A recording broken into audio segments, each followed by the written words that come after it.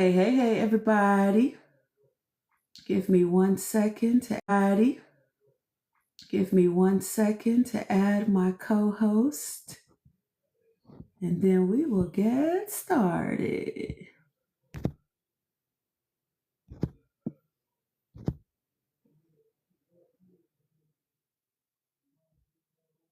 Once we get my girl on here.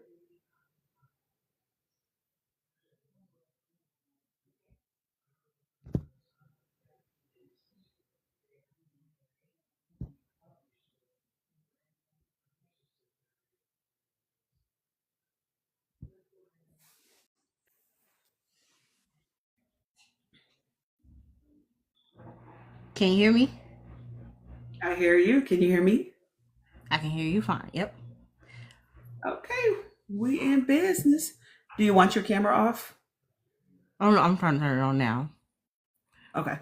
Give me a second. Try to figure it out. Okay. We're getting our tech together. Hello, everybody. Oh, man.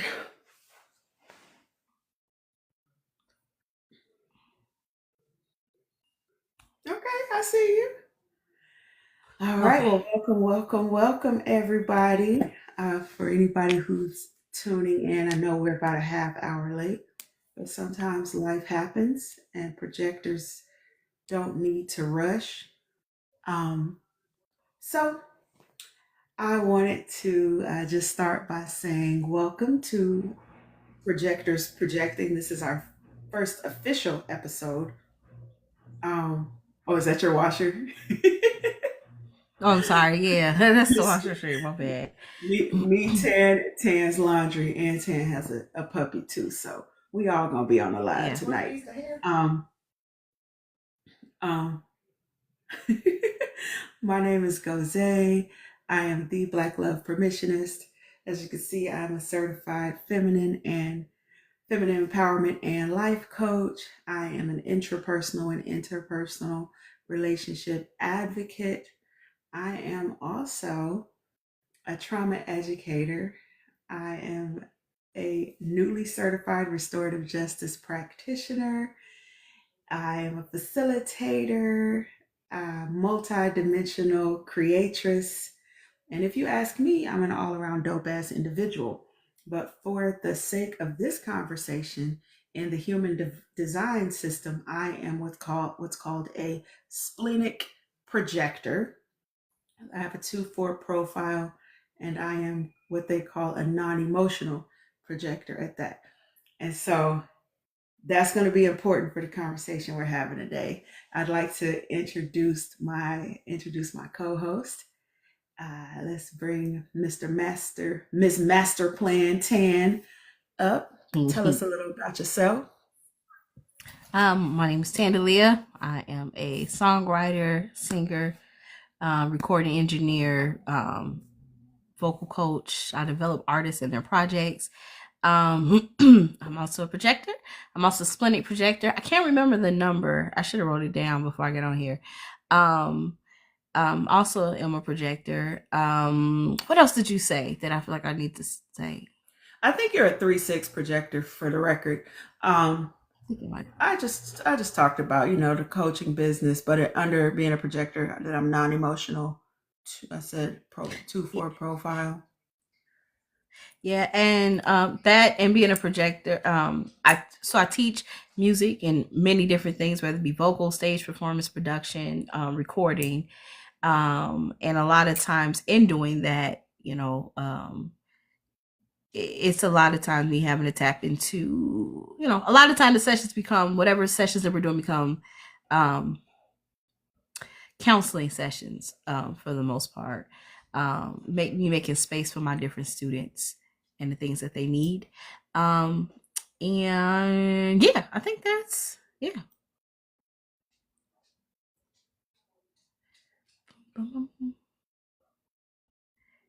And yeah, I think that's pretty much where for the most part, what I find myself doing and how it ends up having to show up in different spaces. Being a projector, also being the one that kind of helps, being a projector and being a Capricorn, being the organized one, right? The one that kind of helps you see things in a different way or help you bring all the ideas together cohesively. Because I work with a lot of people who have 50 million thousand ideas, and they all are great ideas, but I'm the one that kind of makes it, smooths it out. Let's make this make sense, right? We can do all of these things, but let's plan this accordingly. And that's typically what I'm doing, helping them plan and organize things is typically my role. That's dope. That's dope. If you're just checking in, this is our first official episode of Projectors Projecting. So we're going to be talking about human design, but not as human design educators, but more to talk about how it shows up in our real lives. So, Yep. Tandalia and I are both projectors, splenic projectors at that, meaning that we get a lot of our intuition or nudges from our spleen. And how does that show up? The spleen is, it's kind of like that little gut feeling you get. You get that little, and it's gentle. It's not loud. It's not nagging. It's just a quick little deposit, a quick little nudge, maybe a quick little hunch. And what you do with that hunch is up to you. And so, Tan, talk about what that's like for you. Getting the hunch. In what context? That little nudge, that gut feeling. I don't want to box you in too much, but I guess I could say when it comes to you helping people, how does it show up? Typically, like helping people like through whatever things that whatever they got going on. It's typically, I don't know. The interesting part is it feels like a kind of like a knowing or something. There's a conversation that we could be having, and there is it's like a eureka kind of moment that comes in or whatever that allows me to help with whatever they have going on. Also in the same sense too of I don't really care for this person or this thing. It just feels like that. It's not nothing too aggressive. It's like you said, it's like a little nudge. It's a little, no, we should probably stay away from that. Or it's like, okay, aha, I know what the problem is. Let's go ahead and let's dive into this and figure this out. But the most important part with all of that is trying to understand, like, you feel that thing, but then also feeling that thing and not overly feeling like you have to how do I say this, feeling the thing and not overly inserting yourself unless they ask for the assistance. Yeah, I definitely hear that, right? So you get that nudge, and then what do you do with it? Right? Knowing, okay, it's okay if I got the nudge, it's okay if I got that little intuitive little hunch or whatever. The signal is strong. Do I have a responsibility to do something with all of my gut feelings? I think that's something we are going to talk about today. So I think it's important to know, right, when we're using this language of human design, of projector, right? And we are two Black splenic projectors, meaning that we get a lot of our intuition, a lot of our knowledge from those gut feelings. It means you have to be in tune. You have to be in tune with what your body feels. You have to learn how to hear yourself in a certain type of way. And it means you're listening for the whispers, right? It's not always big. Right. It's not always dramatic. It's just an inner knowing. And it's just a quick little, hey. So I think it's important that we understand that there is a difference between perception and projection. And the way we're using projection, we're not saying that we're projecting our trauma onto people, because I know that that's a psychological term that oftentimes is used, and honestly I hear it used incorrectly so much. That's a whole nother subject, because I do have a psychology degree, so sometimes when I hear these psych terms getting thrown around all willy nilly, that can hit me a certain type of way. But I want it to be made clear that projectors in the human design system are not people who project their trauma onto everyone or project their views onto everyone. Not saying that a projector can't do those things, just making sure that we distinguish between the definition of projector in the human design system versus projecting as a psychological phenomenon that hopefully we are working on taking responsibility for, because humans do project and there are ways that we can overcome that. Okay, so we're going to be talking about, our lived experience as Black women who are on the neurospicy side, who like astrology, who are spiritual girlies, out here in real life. Like I said, this is not a human design class, but we are going to be discussing what it's like to walk through life as a Black woman who is a projector. And we're going to talk about what does it mean to be a projector. We're going to be honest about, what we go through. And this is not theory. We are talking about our own experiences in real time, the things that we have seen, the things that we know. And we're not necessarily looking, for anybody to manage the things that we feel around them. But I think it's a discussion worth having, because I know quite a few Black women who are projectors, even though we're only supposed to be a pretty small percentage. What is it, like 1/5, I think, of the world's population? Is that right, Tan? I think so. I know it's a small one. I can't give you the exact number, but I do remember learning that it was a real small percentage. I feel like I know all the Black girl projectors, like all of them, because I'm like, how? Um, Honestly, I think so you're the only other one that I do know. I don't know any other projectors. I think you're the only one I know. okay. Hi, Dolly. I'm PR. Anyone who just came up in here, we're talking about some human design stuff, but more so, just from our lived experience. So if you're into human design, feel free to let us know, what your design is, what your profile is. I am a splenic projector, splenic 2/4 non-emotional projector at that. And I think Tandalia is a splenic projector 3/6 non-emotional. So let's get into it. What does it actually mean to be a projector, right? So, from my understanding, and I'm not claiming to be a human design expert. This live is a learning experience for me. I know some people who are deep, deep, deep into human design work. That is not me. I got my floaties on. I'm swimming in the shallow end of the pool. I'm like, oh, this is nice.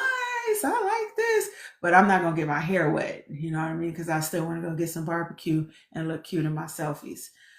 But from what I understand, projectors are the seers and the guides in the human design system. We're really good at observing people and patterns and systems.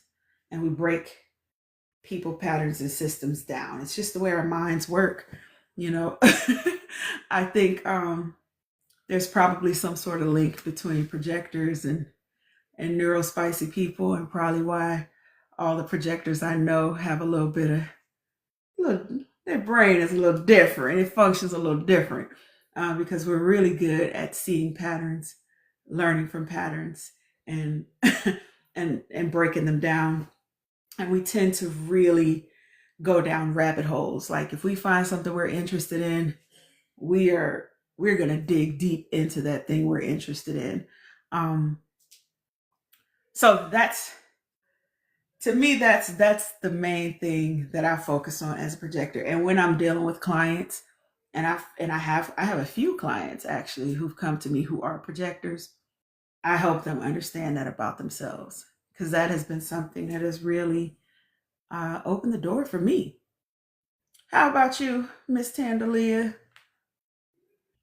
No, I agree. I know for me, especially when you said something that resonated with me about how, like, finding something that you want, finding something that you're into, and then like diving straight into it and doing all the research and learning all the things, and that's something I do quite often. I remember having this conversation with one of my friends too. She's a manifesting generator, and we were talking about like wanting something, and then like being unsatisfied. She was saying like if she wants a certain type of car, like if she wants a Benz and she gets something that's not that's it's cool. It's not exactly a Benz, but it's cool. She'd be okay with it. And I said that, and that doesn't work for me. If I want a Benz, it needs to be a Benz or better. Anything that's not that, I'm just like, it's a car, right? And I know that it's that. It's like I want this thing, and I'm working on, and I want things to be a certain way, to be done a certain way. I'm be okay. I guess I'll be okay if it's not, but there is a certain way that, like I said, that I kind of expect or want things to be done. And the same thing, and it goes hand in hand, like I said, with working with people and working with other people, helping them stay organized and helping them stay focused and helping them stay on task. Because if there is a vision here, or there's a goal, then we're going to go after the goal or vision. And so I know when talking to, I have a lot of manifesting generators in my life. And the beautiful thing about them is they always have a new idea. Every 2 seconds, they get a brand new idea and they want to go do that thing. And I'm here for that. But also, they'll move on to something else before we even get finished with this, right? Before we've executed this or whatever. So I'm typically the one that helps problem solve or smooth that out or make it so that we can get this finished before we go. Or how can we incorporate these things, right? I'm kind of helping them figure it out. Whatever those little missing pieces are that they are missing, I'm typically the one, if invited in to do so, I'm the one that ends up helping them, because I understand with being a projector too, it's the invitation. And when I'm in situations where I'm not invited, it's not that it doesn't go necessarily well, but it doesn't go well. But it doesn't go as good as it goes when I'm invited. Like when I'm in a season of, example, if I'm looking for a job, if I'm forcing it, I'm gonna have a hard time and I'm gonna get freaking frustrated the whole process of trying to find the job. But a lot of times, what I notice, especially when it comes to jobs or money, if I say I need to make some more money or I need a job, if I just sit there, it comes without me having to do anything. It'll be a random phone call, a random text message, or something. Some type of opportunity or door will open if I'm just chilling on it. But the moment when I start trying to force myself into spaces, I either don't end up liking it, or it wasn't good for me. Things like that end up happening because I probably wasn't supposed to be in that space in the first place. So I kind of gotta wait until it comes to me, if that makes sense. But it's also frustrating because you kind of want to, you don't want to wait. It's like, I need to get this thing done. I need to figure this out, or I want to do whatever, like, and then there's the side of me that's like that hustle.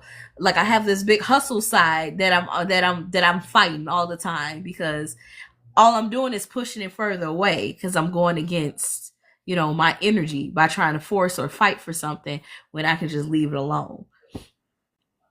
And then that Capricorn, right? Capricorn loves And to then the grind. Capricorn. Capricorn, it's like Yep. work, work, work, Yep. work, work. I know what I'll do. I'll work overtime. And then your projector energy be like, Mhm. baby, we drained. Right. We supposed to be resting. That's why it's a consistent struggle of rest. Like, one of my mentors always, she keeps reminding me of it every time. She be like, well, Tan, as a projector, you're supposed to be resting. So, you know, you need to rest more than most. And I'm like, really? And then when I'm resting, I feel like you should be doing something. There's something that can be accomplished today. There's something you could be finishing up. There's something you can be doing. Like, so I have, in this time in my life, I have been forcing myself or enjoying the rest. To the point where I'm now telling myself, hey, now you need to get up and do something. I think we've been resting a lot. Like, let's get up and like, let's do something. Let's be productive. But I've been allowing myself to rest also because I'm aware that this is a moment. This resting time is not going to last long. Um, it's just going to pick up. It's going to pick up. I'm going to be real busy and I'm going to be begging for this time right here where I'm just able to just chill, go to work, come home. I know it. Yeah, no, I feel that. And I know I've read quite a bit about how projectors are often being pressured by our society to move through life like a generator, right? When we're not generators. And sometimes I think, especially non emotionals like us, and we're going to talk about what we mean by non emotionals in a second, but sometimes non emotionals, we're feeling that rush energy off of the collective, and the generators go, go, go. And the manifesting generators, when they're passionate about something, they can be kind of go, go, go, go. And the manifestors, they're just blazing ahead when they get the energy to go. And you look around and you're like, shit, everybody going. What am I doing? And it can feel, especially when you got capitalism and racism and all of these systems kind of coming down on you, you can feel like something's wrong with you for not being on the go all the damn time. And our society equates busyness with productivity, and we equate productivity with value. Mm-hmm. And so there's this constant pressure to prove that you're worth it, and your busyness and your productivity are your receipts. And I ain't with it personally, especially, at this age. I used to be out here grinding like that, working jobs, three, four jobs, running around like a crazy person all the time. You know, I was in singing in about three, four bands, working like three to four jobs. I had a pretty huge social network, and I was just running. And when I look back on that, and I used to work out really intensely too. And when I look back on that, I'm like, how? How? Like, I literally I cannot fathom, because now if I put more than two things on my schedule in one day, it's a lot. Yeah, it feels overwhelming. Yeah, that's what says that balance, because now I'm at the resting stage and I'm over here trying to get myself out of it, because the same thing, I'm trying to get myself out of it so I can even find myself back at the gym. I started back working out, then you know what? That's not shocking. I started back working out, and then I got sick, and then I was forced to sit back down. At the time where I finally was like, okay, we got the motivation, we're gonna work out, and I was either going to the gym, or I was coming home, or if I didn't go to the gym because it was too cold or something, I was doing Pilates in the house. Then I got sick. Like, I'm still fighting through this cold. And the problem working out with this cold is whatever the hell is going on with my voice, it makes me cough. If I do too much movement, I'm coughing aggressively.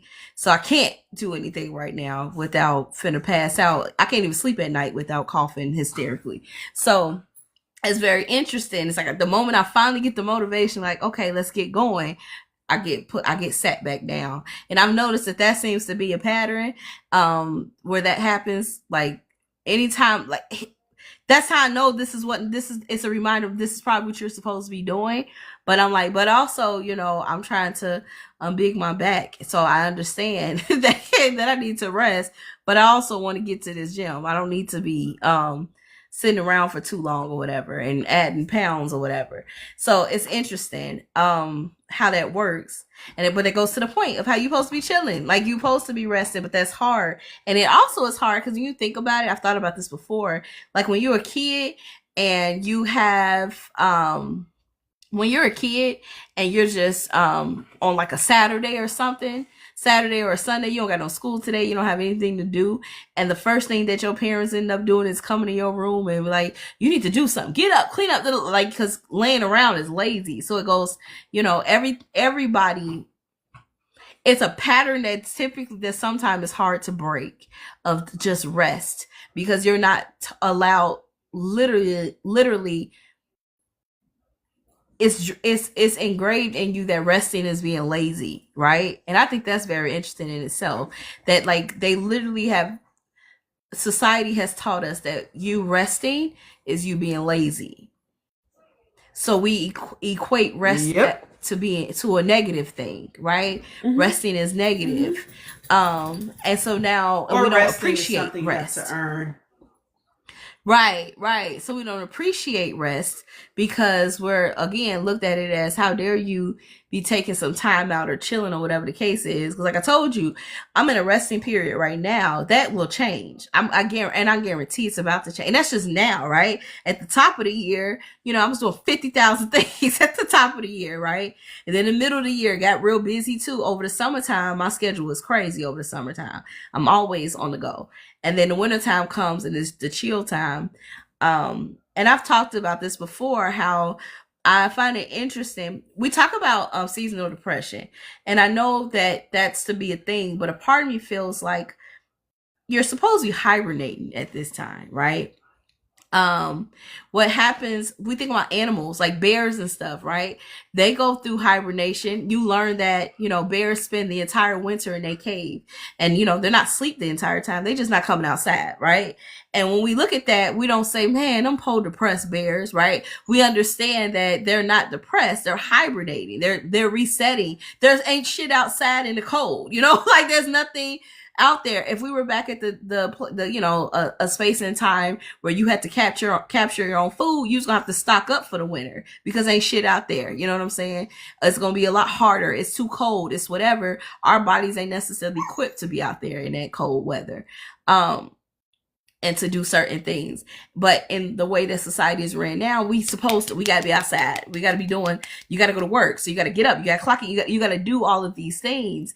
And when you really probably should just be hibernating. It's not even necessarily a depression thing, because a lot of times depression is your body saying, hey, we need to chill. Your mind is running, right? Doing 50,000 things and thinking about all these thoughts. But your body is like, I don't have the energy to deal with this, or it's too much going on in my head. I don't know where to start, where to stop, or where to end it. And so we get again, and so then this whole thing of seasonal depression, when I really just think it's supposed to be hibernation.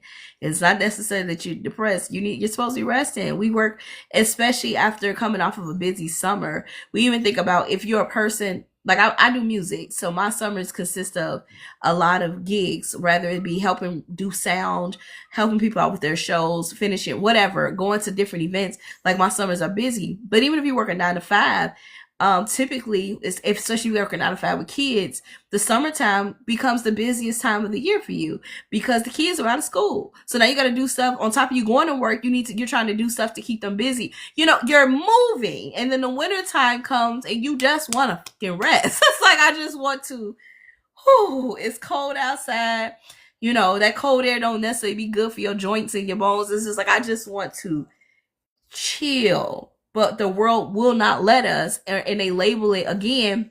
They put these quote unquote negative labels on things, like I said, like seasonal depression, when it's like, no, you're supposed to be hibernating right now. You don't even got enough vitamin D in the sky right now to even give you the strength to keep moving, because we're supposed to just be chilling right now. And so it goes to the point of what I was saying earlier. It's like everything related to rest, most of the things that are related to rest has a negative just around it, instead of just allowing it. So people don't allow themselves that space and that time, because it feels wrong, like we're doing something wrong by going, no, I'm just not feeling it.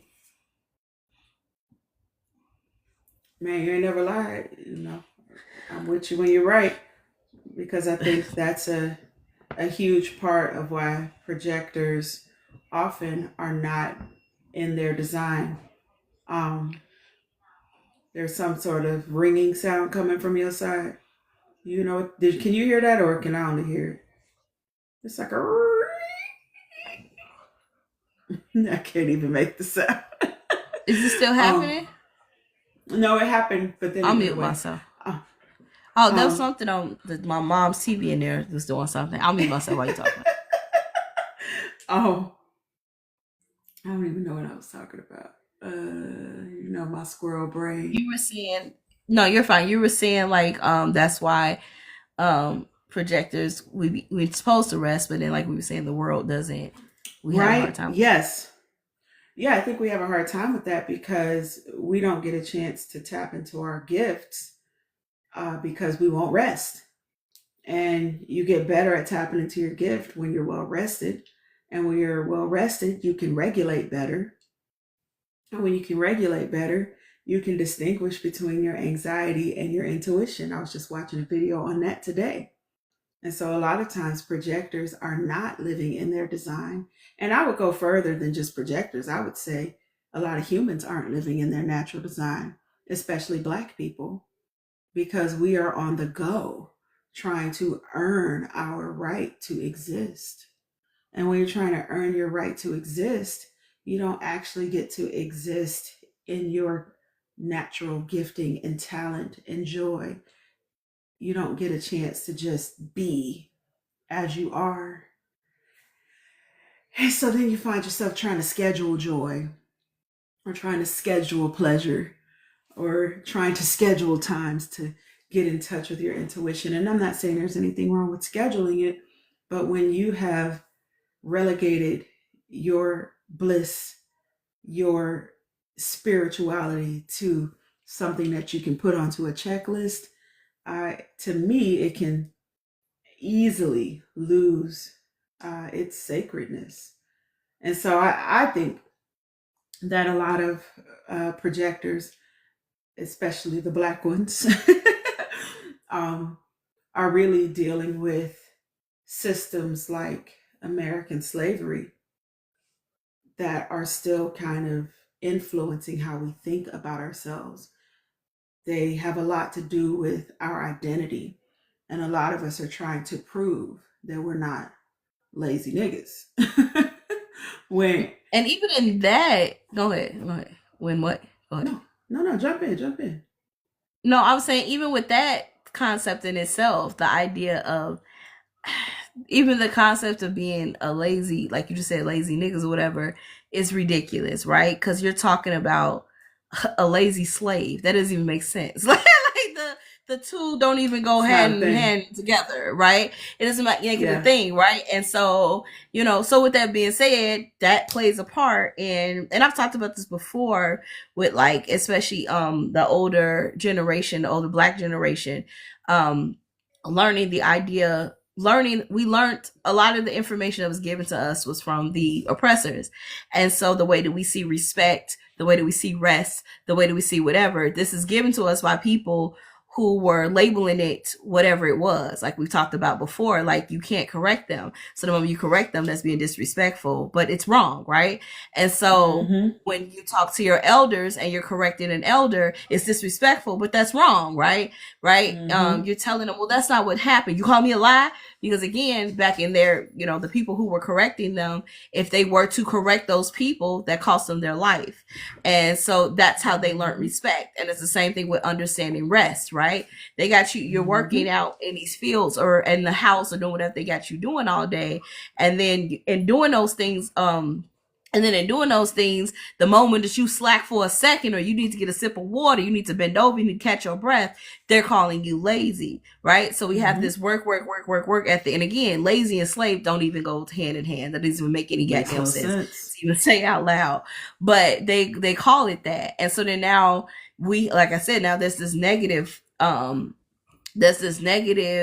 like cloud over the idea of, like we talked about, of resting, the idea of just taking care of yourself, because that's who we've learned it from, right?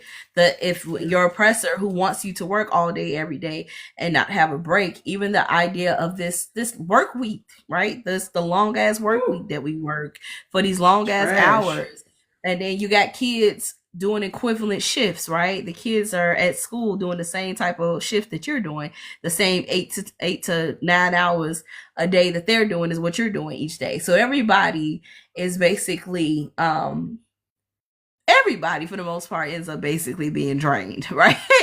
And we don't even understand it or realize that, because that's how the system is structured to make us feel.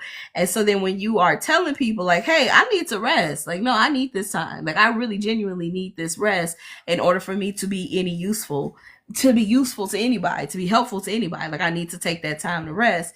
And they don't understand that. They don't get that. They looking at you like you crazy, like, how dare you rest? What is that? Why would I allow you to do that?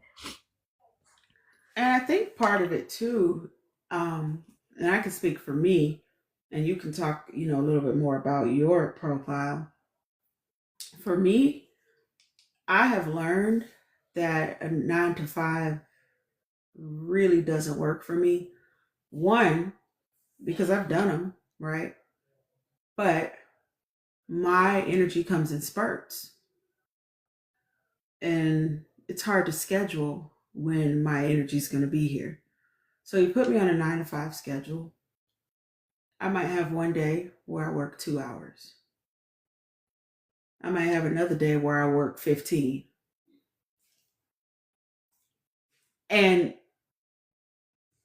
my energy is not going to consistently flow. So if I'm on one of those days where you got me sitting up in this office for 8 hours to prove a point, when I really didn't need 8 hours to get the job done, I literally, like when I'm well rested and everything's firing off in my brain and I'm in my flow, man, it might take me 6 hours to get everything done in a 40-hour work week that it would take my coworkers.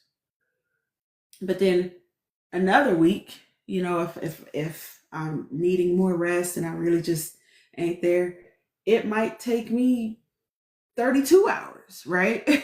To get it all done.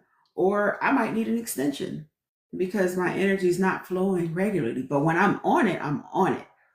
And I don't need jobs that just require me to constantly be on it, on this strict schedule, go, go, go all the time. I was raised like that, and I can do it, but you're not going to get the best out of me. Not gonna agree with that because I working a 9 to 5. It's the same thing. There'll be moments where I feel like being there, and moments where I don't. The real frustration is understanding and seeing things differently. And like you said, it don't take working at jobs, looking at what I'm doing and understanding why this process of system and that you have me doing it is literally just for you to have me do busy work because this shit don't take that long to do at all. This can be knocked out. I worked at a job before. There was a job in particular where we had to my job was to solve deficiencies within the patient's profiles, right? And so there was I think I was one of the first members of the deficiency team, and before they added new members, and we all had like regions, but at first it was just me.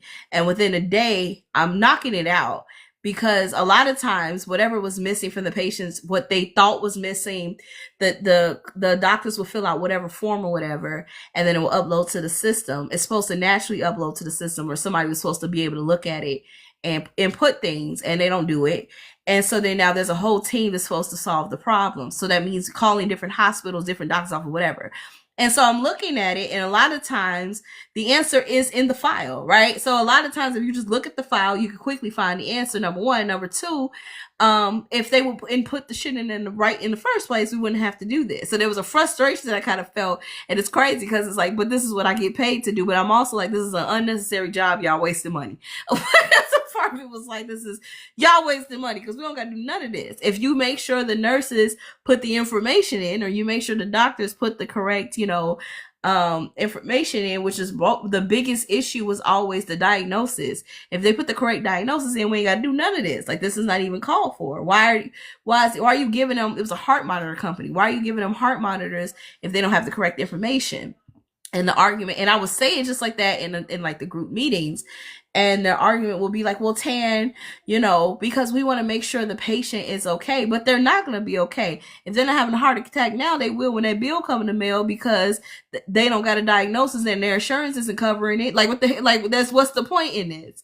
And they were like, well, the patient is right there in the office. I'm like, that's BS. Because if I go to the doctor's office, first thing they check is my insurance. And if my insurance is not being covered, the doctor's not even going to see me. They're not going to care how sick I am. They don't come and see me. So why are you giving out these heart monitors without this information being correct? Like, that's that overly logical side of it. And maybe that insensitive, that whole, like you talked about, being non-emotional side of the situation, because it's like, this is unnecessary. And again, this whole department is wasting money. And at that same job, what they ended up doing, because I moved so efficiently with solving the deficiency. We had regions, like I said. And at first I was doing all the regions by myself. And because I was able to knock out the regions so quickly or get so many done within a day, when they hired 3 other young ladies and everybody had their own region, and I had the biggest region, and I'd be done with that region like you said, within like 6 hours, 5-6 hours, I'm done.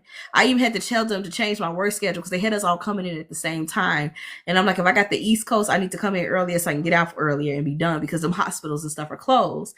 And so there was a quota that everyone had to fill because of me. And I remember having to have that conversation with my boss about that. Like, my brain just moves a little differently.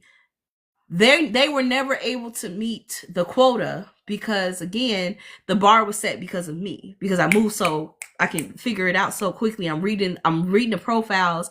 And like you said, when you're into something, you in it. When I was a kid, my dad had me reading books about how to read and understand what you're reading quickly, fast reading books. So how can you be a speed reader, but not just read it, but also comprehend what you read, be able to quote back or understand what it is that you read. So I would do that, and I've been learning that stuff. So I can look over something and get a quick comprehension of what it is I'm looking for. It doesn't take long. So if I'm looking over the patient's file and I'm looking for the diagnosis, it doesn't take me long to find it because I'm able to look over it, read everything quickly, get a clear understanding. Oh, okay, they got heart palpitations. Okay, cool. This is the code for that. Boom, and keep it moving, right? My coworkers don't move like that, so you can't you can't measure them. Not and not to say that they're not good at their job. Again, my brain just moves differently, and this is not me saying anyone's better or worse. It's just my brain moves differently.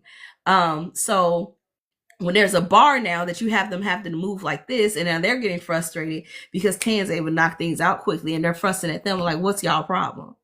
And so then it turns into, well, Tan gets done with her work early, and then the ADD in me, if I'm done with my work early, I'm gonna disturb everybody because now I'm spinning around the chair. I'm starting conversations because I gotta be here for these 8 hours. I've been done for 4, but since I'm still here, let me go ahead and now I'm doing other stuff. So they'll give me other jobs, and one of the other jobs they had me do was they were testing out a new product, and my job was to find the problems, right? Any of the issues, not just solving the deficiency in the codes, but what is it something that we can do to make this roll out better or smoother?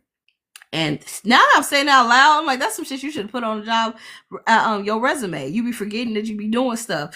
But yeah, so my job my job was to figure out what was the issues in this rollout, what do the different departments need to do, or whatever the case is. And I remember doing my job, telling them, this is becoming a problem because of X, Y, and Z. And they told me, well, no one else is complaining about this. I'm like, okay. So we'll have team meetings.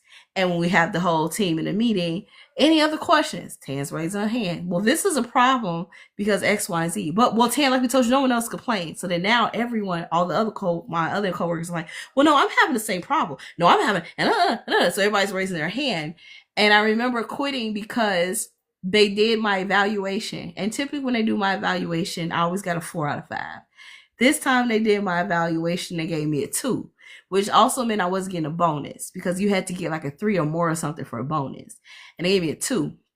And I remember going, excuse, why? Well, we just feel like when we have team meetings, you basically cause everyone to, you cause like a disturbance because now you causing everyone to have issues. I'm like, wait, what? Because where you bring up issues in a meeting that should be one-on-one issues because now everyone's complaining. And I'm like, well, when I bring it to you one-on-one, you tell me that it's not a thing and I'm the only one having this problem. So I bring it up in the meeting to make sure, and it typically, just because who I am, it makes everyone comfortable enough now to say, well, you know what? Hell yeah, Tan's right. This is an issue for me too. So I bring it up in a meeting to show you that it's not just me that's having this problem, that other people, yeah, but we just prefer you. That I gave them a 2-week notice. That was my last office job because I said, we just want you to shut up and do your job. We basically, don't actually. But my job is literally to tell you. But that's not your job. But that's not your job. Right. But that's not your real job. And this is what companies don't tell you. Your real job is to silently comply. So we might tell you that your job is this, and we might lie to you and tell you, Mm-hmm. hey, we have a really open culture here, and we all work together as a team, and we love it here. I've been here for 5 years. It's the best job I've ever had. Oh, yeah, our culture is inclusive. And then you start finding out the truth when they start getting challenged. And even if they don't say it, what they're really saying is, fuck your job title, bitch. Do what we say and shut the fuck up. Basically, yep. Even though it's like, and I couldn't believe it, girl, because it was like, but you literally told me that my job was to find the problems and tell you. And so, and as I'm over here, like, huh? Like, am I crazy? So I'm doing what you told No. me to do. And there was so many, and I know, and like I said, Mm-mm. my brain, I'm learning, and doesn't, I remember even when that job was giving me that to do that extra work, I said, does this come with extra pay? They told me no. I said, oh, well, then you don't have me. Oh, Hello, greetings. Slims, Bigums. Greetings and salutations. Welcome, The, welcome, welcome. So it's just so like, you know, go ahead. since we have someone on here, and this is my beloved cousin. Um, so we are Hello, discussing cousin. human design, but from the standpoint of what it's like for us being projectors in the human design system and the challenges and the things that come up. So I think I have your human design. Uh, if you want to talk about it, I think we talked about it before. But feel free to join the conversation. Feel free to talk about your experiences, and thank you for all the love. Continue Right? to It's just tenderly. being the one that speaks up tends to be the thing as well.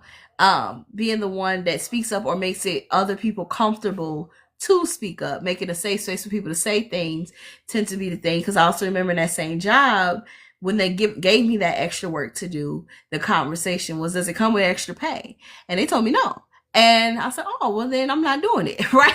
So, and I had Mm-hmm. coworkers that had been at that company for like 5, 6 plus years, and they said that the Mm-hmm. most that they pay had went up within that amount of time. The most that they pay had went up. I think one of them said was 75 cents. I said that's diabolical, and so Mm-hmm. I said something. I said absolutely not. If it doesn't come with extra pay, then I'm not going to be able to do it. And then I remember them Right. pulling me in the office, and I had a whole $4 raise because I said something, because I wasn't Mm-hmm. doing this extra work if it's not coming with extra money. All the more reason Period. why they gave you that review. They said she too expensive. Wait a minute. Amen. Right. And so that you gotta understand how pissed they were when I gave them that 2 week notice. They said they were attitudes I had never seen in my life. Every day, my supervisor of the floor and whatever would, hi Tan, even though I would look at her like, girl, and she would be like, smile. I'm like, for what? Like in my head, I'm here. I don't have nothing to smile about. But the moment that gave them my 2 week notice, they didn't talk to me. They had the biggest attitude. I remember my manager pulled me to the office, like, so what are you going to be doing now that you're leaving us? I'm like, nothing. I just won't be, I don't know. I won't be here. Like, what I do know is I won't be here. And she had the biggest attitude. And I'm like, y'all the one pushed me to leave. Mm-hmm. You gonna give me a 2 for doing my job? Don't even worry about it. I don't want to be here. I need to feel, and probably plays in that projector thing. I like to feel appreciated where I'm at, or feel like it matters. My purpose, I have a purpose here, and my existence Yeah. matters. And when it doesn't, then what the hell am I doing here? Like, I don't need to, anybody can do this job. This ain't rocket I science. feel like I feel like that's Capricorn shit too, right? Like Capricorns, they value work. They value earning a dollar, and they value having a certain type of work ethic. And don't ever disrespect no Capricorn by acting like the work they doing don't matter. Because Yeah. Capricorn already know, baby, I can go hustle up another job easy. You are so replaceable. Like, don't play with me. No, I mean that's real. Cause what am I doing here? In the moment I don't feel appreciated at the job, I gotta go. I just did that recently with the job. I was working this job downtown. I literally just did that. The pay, I wasn't gonna take the job because the pay was trash. Okay. The pay was ass, and then I was like, okay, I'm gonna take it because my mentor recommended it. I told them up front. I said in 3 to 6 months. Hey, Belle. I said in three to Hey, six months, Belle. y'all, we're going to revisit the pay, right? And it was like, okay, yeah, 3 to 6 months we can revisit the pay. I gave him 6 months. When that 6 months hit and we couldn't revisit the pay, I also gave him my notice. And so I'm going to have to get up out of here now. I'm that sorry, part. but I got to go. Now, let me check in mark. with, since we got a couple people watching live, and we're so grateful to have you here. Welcome to Projectors Projecting. If you are not familiar with human design, Tandalia and I are both projectors in the human design system. If you want, you can drop your birthday, the time you were born, and the city, state you were born in, and we can look you up real quick and see where you fall in the human design system. If you already know that information, then you know what I mean, rep your set. Let us know, what your human design is. We are both Splenic projectors, which means that we are the seers and the guides of the human design system. And we get a lot of our intuition from our spleen, that gentle nudge, that hunch, that gut feeling. Yeah.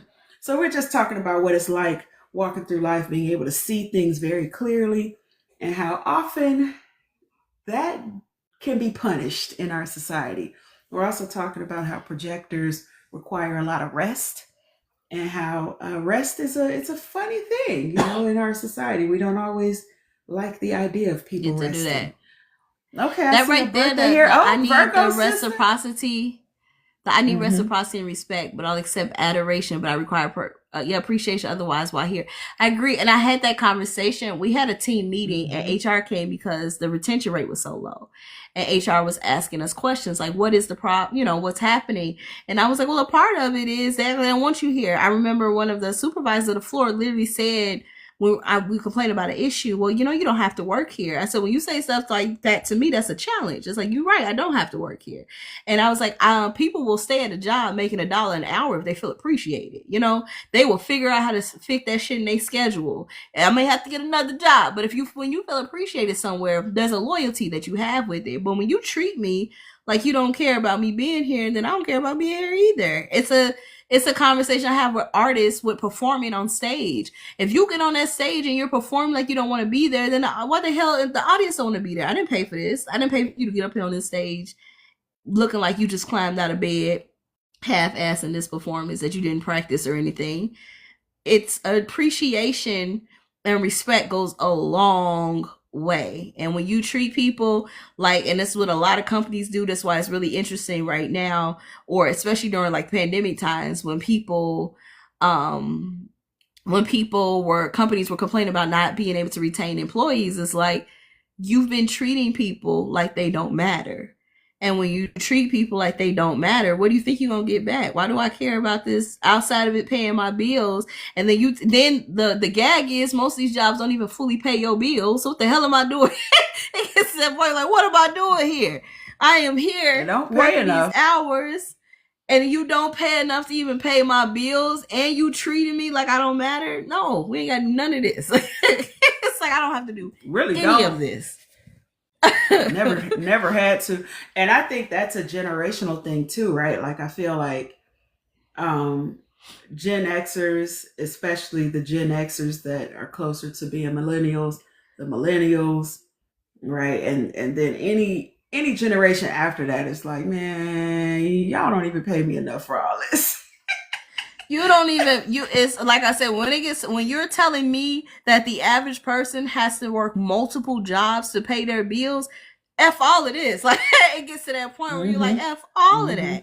I'm not finna deal with the disrespect and I'm working all these long hours and can barely pay my bills and you talking to me crazy and you're treating me like you don't want me to be here. Don't worry about it. Don't even worry about it. I'm going ahead, go about my business. And I can find another shitty job. Like, it's like, those aren't hard to find, right? A shitty job with someone that shit ain't hard to find. So yeah, I can go find another one if that's what it calls. But I'm not gonna be somewhere barely paying my bills and being disrespected. What's the purpose? What are we doing here? Which takes us back to hold on, let me catch up on these. Okay, exactly. It's not meeting minimum standards of sustainability and with an attitude. Exactly. Like, what are we doing? What are we doing? You're not going to waste my time. Right. And I'm stressed out about a job that don't even respect me and ain't paying my bills. What? That sounds diabolical to me. And is. That doesn't even make, yeah. So that's something, and you know, but like you said, it's kind of like a society. That's where we're at in society, and it's like we talked about, like you were just saying too, the older generation. Because again, we talked about the idea of respect.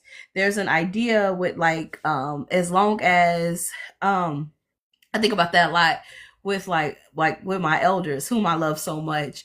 But there's an idea that because they are elders, they automatically are have to be given respect, but they do not have to give it because they are elders. And again, it goes back to the point of I was saying, when you've learned the idea of respect and stuff from your oppressor, that's how they were treating people, right? You can't, because I am the master or because I am the person in charge, anything I say, even if it don't make no goddamn sense, you need to, how dare you correct me? It's disrespectful for you to go against me or for you to have another opinion outside of mine or to tell you that my opinion is wrong. And so that is something that, I appreciate the fact that some things, some conversations and stuff are being had so that certain things can be reversed, right? Or have a balance to it at least, because companies are now having to learn, okay, we got to actually act like we like our employees, huh? we can't just cut them this little shitty check and be cool with it. We actually gotta, we gotta do things to actually pretend like we like having them here, huh? It's something that I'm noticing that. Like, damn it, we can't no longer give them this money. Then they get mad because it's like, oh, they don't want to work. They're just so lazy. Nobody wants to work. Nobody wants to work. No, nobody wants to clock into that sweatshop every day. It's not that people don't want to work, but people don't want to take on shitty jobs, get treated like shit every day of their life to go home and not be able to pay their bills. Like, literally. Come on now. I have to come to work and try not to get arrested because you're talking to me real spicy. Like you want me to physically handle you. But if I physically handle you, now we're going to have an issue. So yeah, you know what? Let me just go ahead and clock on out forever so that I don't have to physically manage go ahead, get this up situation. Out of here. Exactly. Because this is not, you don't teach me that stuff. They don't even teach you that shit in school, how to manage a company or a manager or whatever, who then it really makes you mad when you like, how the hell did you get this position, like in the first place? Like when you feel like you working under somebody that's just completely incompetent and you like, how did we get here? Like how did you even get this position to begin with? Who put you in charge? It's like that. It's like those type of situations that just it just stresses you out so badly. It's the worst. Yeah, I'm not about to do it. Did we find out Belle's design? I'm looking it up as we speak. So there are multiple different types of human design in the meantime while we're looking it up. And this plays a part in this frustration that we're kind of talking about when it comes to work and stuff. A lot of times it has a lot to do with your human design. There are certain designs like the generators, which are okay with their, for lack of better words, they're kind of like the worker bees, which are beautiful. They help keep society moving. They help keep the money flowing and everything else. And they're okay with going we're clocking into there's no complaints here. I'm content here as long as a little of my bills get paid, I get a little hobby on the side, I'm good. Then you have your manifesting generators. They are multifaceted. There's so many different things that they want to do, that they desire to do. They're also okay because they are a generator. They're also okay working a 9 to 5, but on top of that 9 to 5, they got 6 other businesses on the side typically too. They got 20 other things that they're doing. You have your reflectors, which reflect whatever the design is. Your reflector they're a reflection of it.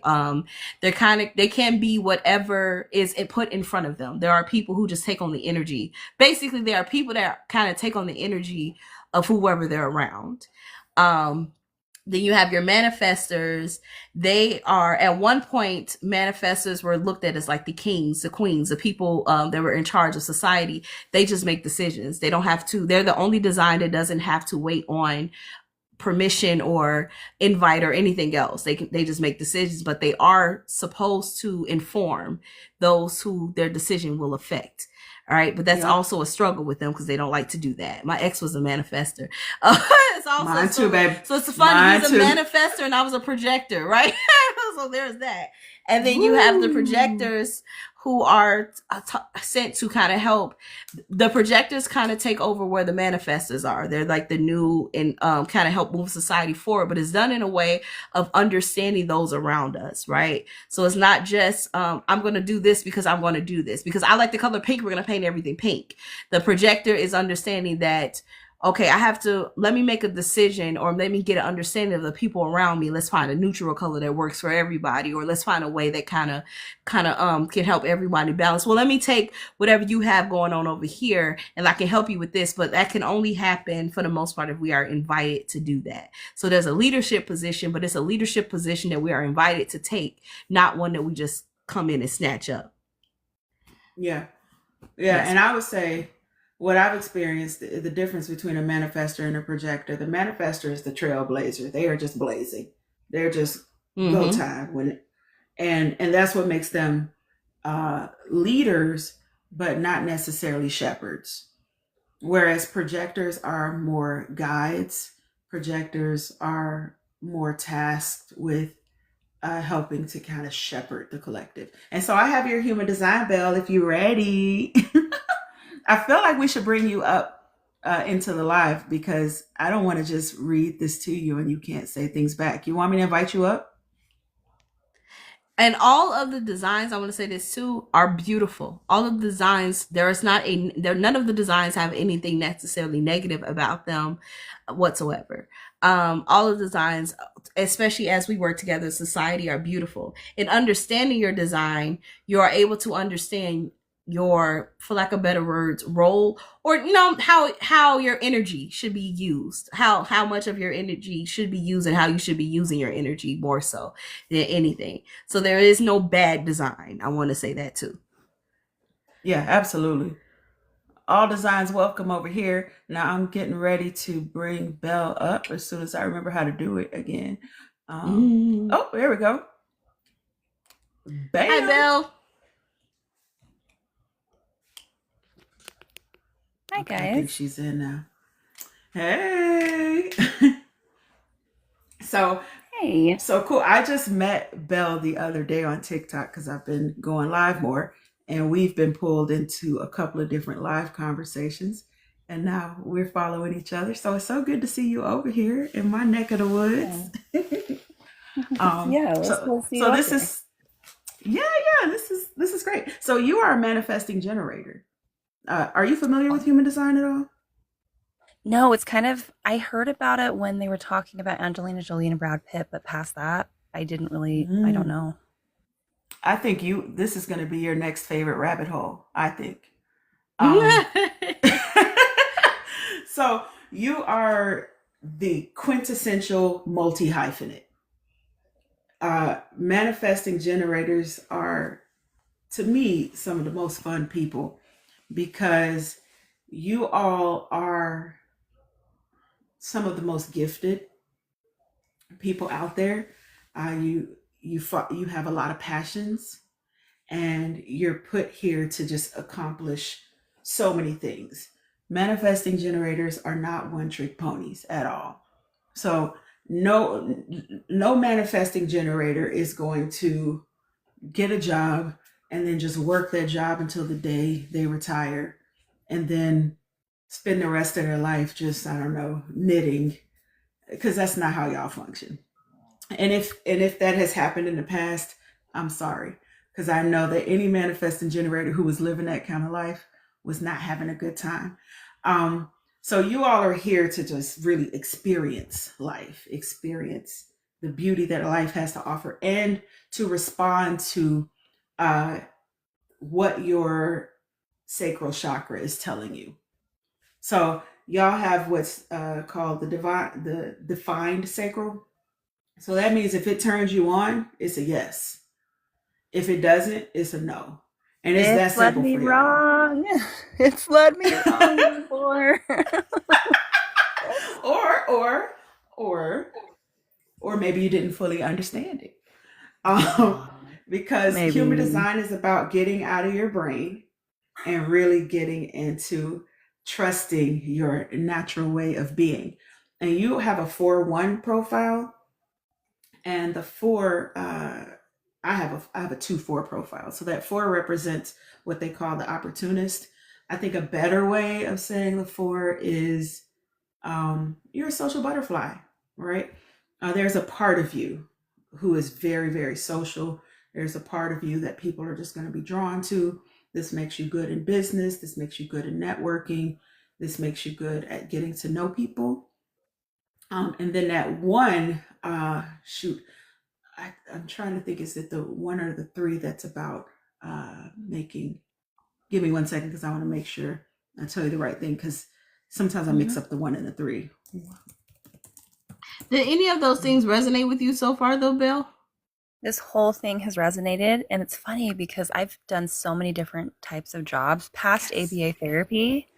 I've been doing, because I had to take a break from it. Because remember, we were talking the other day about, like, it's kind of that, like, where you bring your work home, and I needed a break. So I was like, hey, I'll do river company. And then I was working in a museum, and then I was doing photography. And so, yeah, it's definitely been a lot of different passions and directions, but the solar plexus has led me wrong. So that's been where we were talking about the masculines, and I should not have listened to it a few times. That's, from my understanding too, with manifesting generator is if it's not a hard yes, then it's a no. Like if the first initial if it doesn't feel like a good thing in your body, like if the idea or something is presented to you and your first thing is like, yeah, then it's a no. There is no in between, from my understanding. If it's something like, well, this could possibly, if it's a I don't know, then the answer is at the end of the sentence, is what I've been understanding. Does that resonate? That resonates, because I should have just, because I'm so loyal as a Virgo, I just wanted to keep pushing through and follow through, and that was my duty. But then the initial was, don't do this. It's going to be a long, like, time warp. I don't know, like, it put me through a lot. So I experienced a lot, but I don't think that necessarily was a good thing. Yeah, I completely understand that.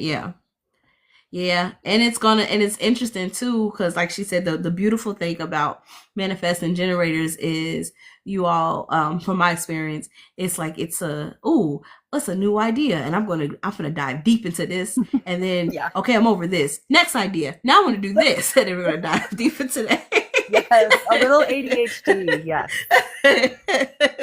But it's dope because on the upside of that, you know a lot about a lot of different things, right? You have a nice understanding of a lot of different random things, which also helps with the idea of she's talking about being social. If you so choose, or you feel like it's in you to be social, you know how many different there's so many things that you know about, that you can have different conversations about, and you connect with so many different people because you've dabbled in so many different things. And you guys don't just dabble in it, you go in it. It's a deep dive until you're like, oh, I've had enough of this. Next. The hyperfixation. But that's the beauty of it. Deep dive. Because you're following your passion, right? So you are literally leaning into that sacral chakra, and you're checking in with yourself. You have something that's going to present itself to you, and you're literally going to say, hey, does this excite me? Does this inspire my creativity? Does this turn me on? Like Tan was saying, is this a fuck yes? And if it's a fuck yes, then do it until you're done with it. Now, that's the thing I think sometimes manifesting generators don't often respect about themselves, is when it stops turning you on, that's a sign that you're done with it. Leave it alone. True. You don't need to be clutching it and trying to make it work. You're done. Yep. You did it. Do it until it's fun, and keep doing it when it's fun. And I don't need to worry about when I'm going to stop, because I'll know when to stop. You know, because you don't want to do it no more. Wrap it up. Yep. Mm-hmm. And don't necessarily and try not and the hard part, like you said too, I know you were saying is like because you're trying to be loyal and I'm trying to see this through. And so I've learned over the time, you can pass people along, I'm not gonna be able to help you with this anymore. However, here's some resources for you. I can refer you. Right. This can help you here. But I'm right at this point, I'm gonna have to wrap it up. Yes, Refer I've done that. and delegate. Those Yeah. are your friends. I'm gonna refer you to then you someone don't gotta else, feel bad. or I'm gonna delegate it to you. Then you don't gotta feel bad about the wrap up and going, okay, I'm done with this. You don't gotta feel bad about it. Here you are. I'm gonna have to bounce down. My bestie is a manifesting generator, and my cousin who's on here right now is a manifesting generator, and I love it. I'm like, keep it up. It does kind of feel overwhelming sometimes because it makes you wonder, like, everybody else is doing the normal thing. And then we're over here doing all of this different stuff, bouncing around kind of. So it can kind of feel a little bit out of place. But if I look at it in this perspective, then that's actually a good thing. Yeah. And then sometimes you can make it like my best friend is also a manifesting generator. And like I'm helping her with her music. And in the midst of that, she has done multiple different jobs. And so what helps her to not feel overwhelming is I typically try to help her make sense of it, right? And we'll talk about like right now her 9 to 5 is in insurance and she was taking all these insurance tests because when she gets into something, she in it, right? So when she decided I'm gonna get this job in insurance, I'm gonna take this test, I'm gonna pass the exam, I'm gonna be studying, I'm gonna do this and da da da da. And so the thing that I help her with is when she starts feeling, but I feel like I'm neglecting this. And what about music? Because we know we still got to make money. You learn about insurance now, though you're understanding contracts, right? Because we have to sign these contracts. And now you're understanding contracts, understanding contractual language. You're understanding when we put on shows or productions, we need insurance. So in order to do those things. So now you're understanding this. And then on top of that, she's taking karate, well, now you're getting your body in shape, right? Because we got to get on these stages. We got to do these performances. So what I kind of help her with when she feels, because sometimes she also feels like I'm doing all these 50,000 things and feels a way about it. I'm like, well, let's look at it. Let's prospectively look at it. And then when she doesn't want to do it anymore, she'll get really frustrated with herself. And I'm like, it's okay. It served its purpose. You were doing insurance and you were deep into it. And now you understand how to read contracts, right? So now if you're done with that, we can let that go, right? And you were doing karate and you were deep into it, but now you've gotten your endurance up because, walking and singing is not easy. Just walking and singing isn't easy on stage, let alone doing it in heels, let alone trying to dance, right? But now you've upped your endurance, So I try to help her make sense of the things that she's doing and kind of encourage her, like it's okay to try it. And it's also okay to understand when you're done with it and move on and don't like we was talking about, don't feel bad about it. And one of the insurance companies she was working for was like her mom's friend and she started to feel away because she didn't want to be there anymore. And I was like, and that's okay. Like you can wrap that up and move on to something else or somewhere else that you think is more beneficial. You're not leaving, especially if you, like we said, here's other resources, here's someone else who needs a job, you can always help set that up and then go about your business. Because what ends up happening is you end up getting resentful and you end up getting frustrated. And we don't want you to crash out. I'm glad you brought that up. So, frustration. So human design functions where if you're living your design, right, then that means you are responding to, whatever the stimuli is, you're following your passions, right? And you know that you are living in your design based on how satisfied you are. So a good way for you to gauge if you're living in alignment based on the human design system is how much satisfaction you're deriving from the things that you participate in. The way to know that you are not living in alignment, which is what they call the not self, is frustration. So just to tag along to what Tandalia was saying, if you are finding yourself frustrated with the things that you're doing, frustrated with the people who you're doing them with, and most of what you're doing is bringing frustration, that is a good sign that it's time to be done with that thing. It is no longer turning you on. And for manifesting generators, it should never be that stressful. Y'all are way too gifted, way too talented. and way too skilled and knowledgeable about many things to ever be stuck behind a wall of frustration. I wanted to stop after that, but I wanted to get that in. That's perfect. Very good advice. Thank you guys. Oh, no problem. No problem. Yeah, I hope that absolutely. does it resonate with you? It resonates 100%. And for the past couple of years, it has been that frustration because I haven't been able to figure out something that works. And I appreciate all the experiences, but it's been a lot. And my family's more like, you got to pick one thing and stick with it. And my friends, I know. And I'm like, and some of them are like, Kat, you just got to focus on one thing. And it doesn't feel right whenever they say it. Mm-hmm. It's like, don't And it probably limit. doesn't feel right when you do it. No, because when I try to fit into those molds, it's just that frustration. And then I have to go and do something artistic. Like I also write books. So there's the books, the music, and there's so many things to explore, and I feel like there's even more outside of what I have been doing.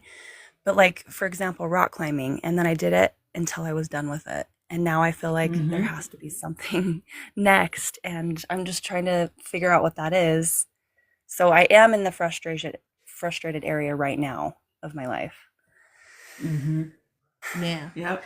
Yeah, and I don't, and like I was saying, it sometimes it helps to if it helps for you because and this is what helps for you to make it all make sense to kind of make it seem like it goes hand in hand, right? I said rock climbing is good for your endurance. It keeps your body in shape.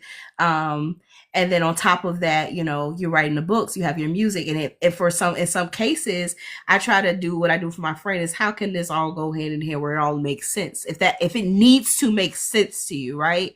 Because sometimes it just needs to make sense to you because that's how we're raised. Like I know that's how my it has to make sense because that's how my dad is. He asks like 50,000 questions, right? So if it needs to make sense to you, then that's what you do. You figure out how does this, okay, writing books, I'm doing music, all this goes hand in hand with be it my creative side or whatever the case. You end up writing a album that has a book that goes hand in hand to get with it or whatever, right? You Yes. know, you got Yep. you wrote this book and now you got music that comes. I think one of the one of the sisters Mary did that. She wrote a book about her life and then an album. So you're supposed to listen to the album while you read the book or something like that. I was like, oh, that's a cool concept, That. right?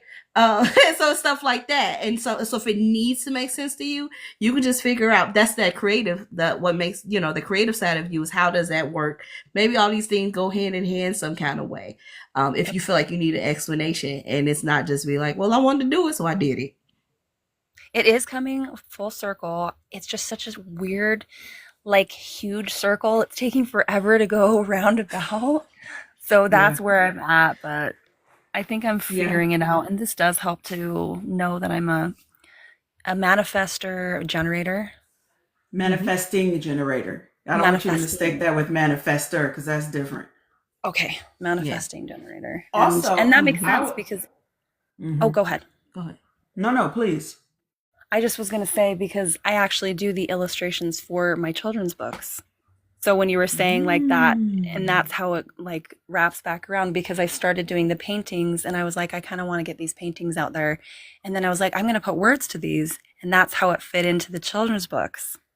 So That's it awesome. Mm-hmm. worked out perfect. Yeah. I also don't think it's a coincidence that, you know, everyone in this conversation does music. And I even think if my cousin is still on here, she does music as well. And so I wanted to say to you, as a manifesting generator, you bring a lot of value to the collective.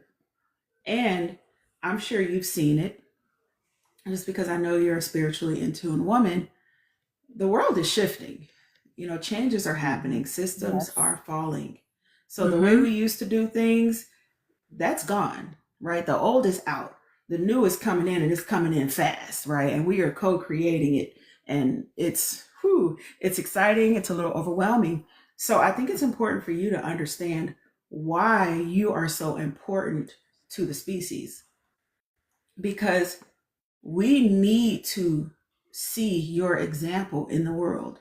We need to be in close proximity with people who experience the world through pleasure.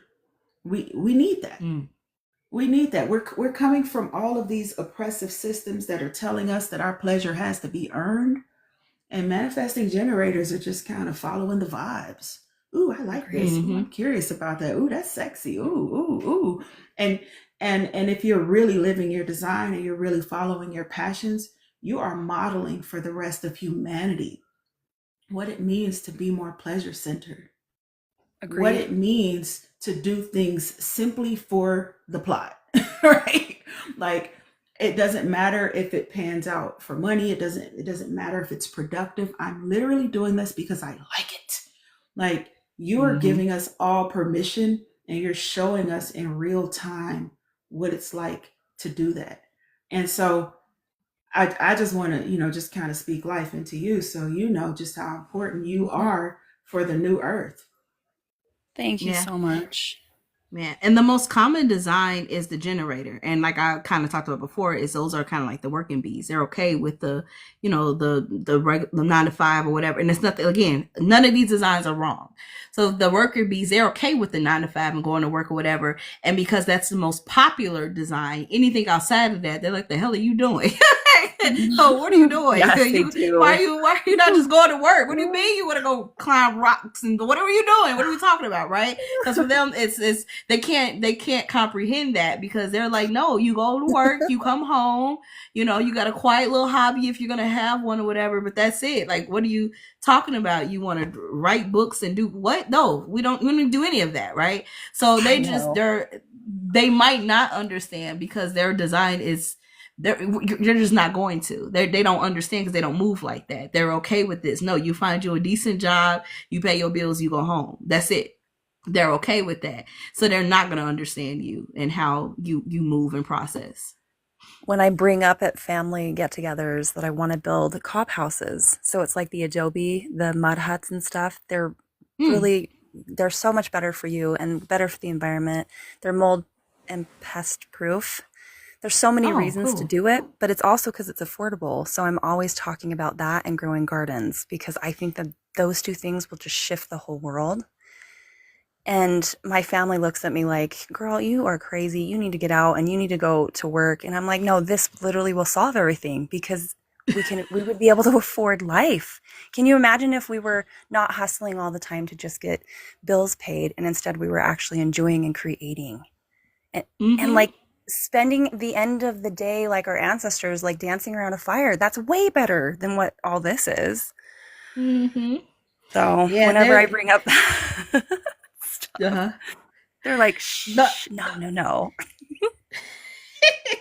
And that's dope. That's what this Jose was saying. Like, and that's what you're here for. Like, that's what you're supposed to do. You're supposed to introduce like different, like you said, introducing life in a way of joy and of pleasure, and not. We have been taught over time, like we were just talking about that earlier, being taught over time that relaxation or doing things that you enjoy makes you lazy, or you're a flake, or you're whatever the case is, when it's like, no, I'm standing in what I'm moving the way that feels good, like we're supposed to technically be doing. Like, this stressful life that we've been put into has been normalized, right? So now, it's even the idea of, what's your dream job? It's like, I don't dream of labor. What do you mean? It's the idea of we're supposed to dream of laborious task or whatever. Like, you're supposed to sit there and have a vision from the time that you're a child. They're putting in you need to pick something that you want to do with your life. You need to pick a thing, and you got until you graduate from high school to finally figure out what that thing is. Because when you go to college, you need to focus on that one thing and let that be your one thing. And it's like, no, like, there's so much in the world. There's so much to see. There's so much to explore. There's so much to feel. There's so many experiences that we've been put on this earth to be able to me, you're here to experience anyway. That would be my interpretation of why we're here, to experience. There's so many things to experience, and you want me to experience one? Absolutely not. Absolutely not. No.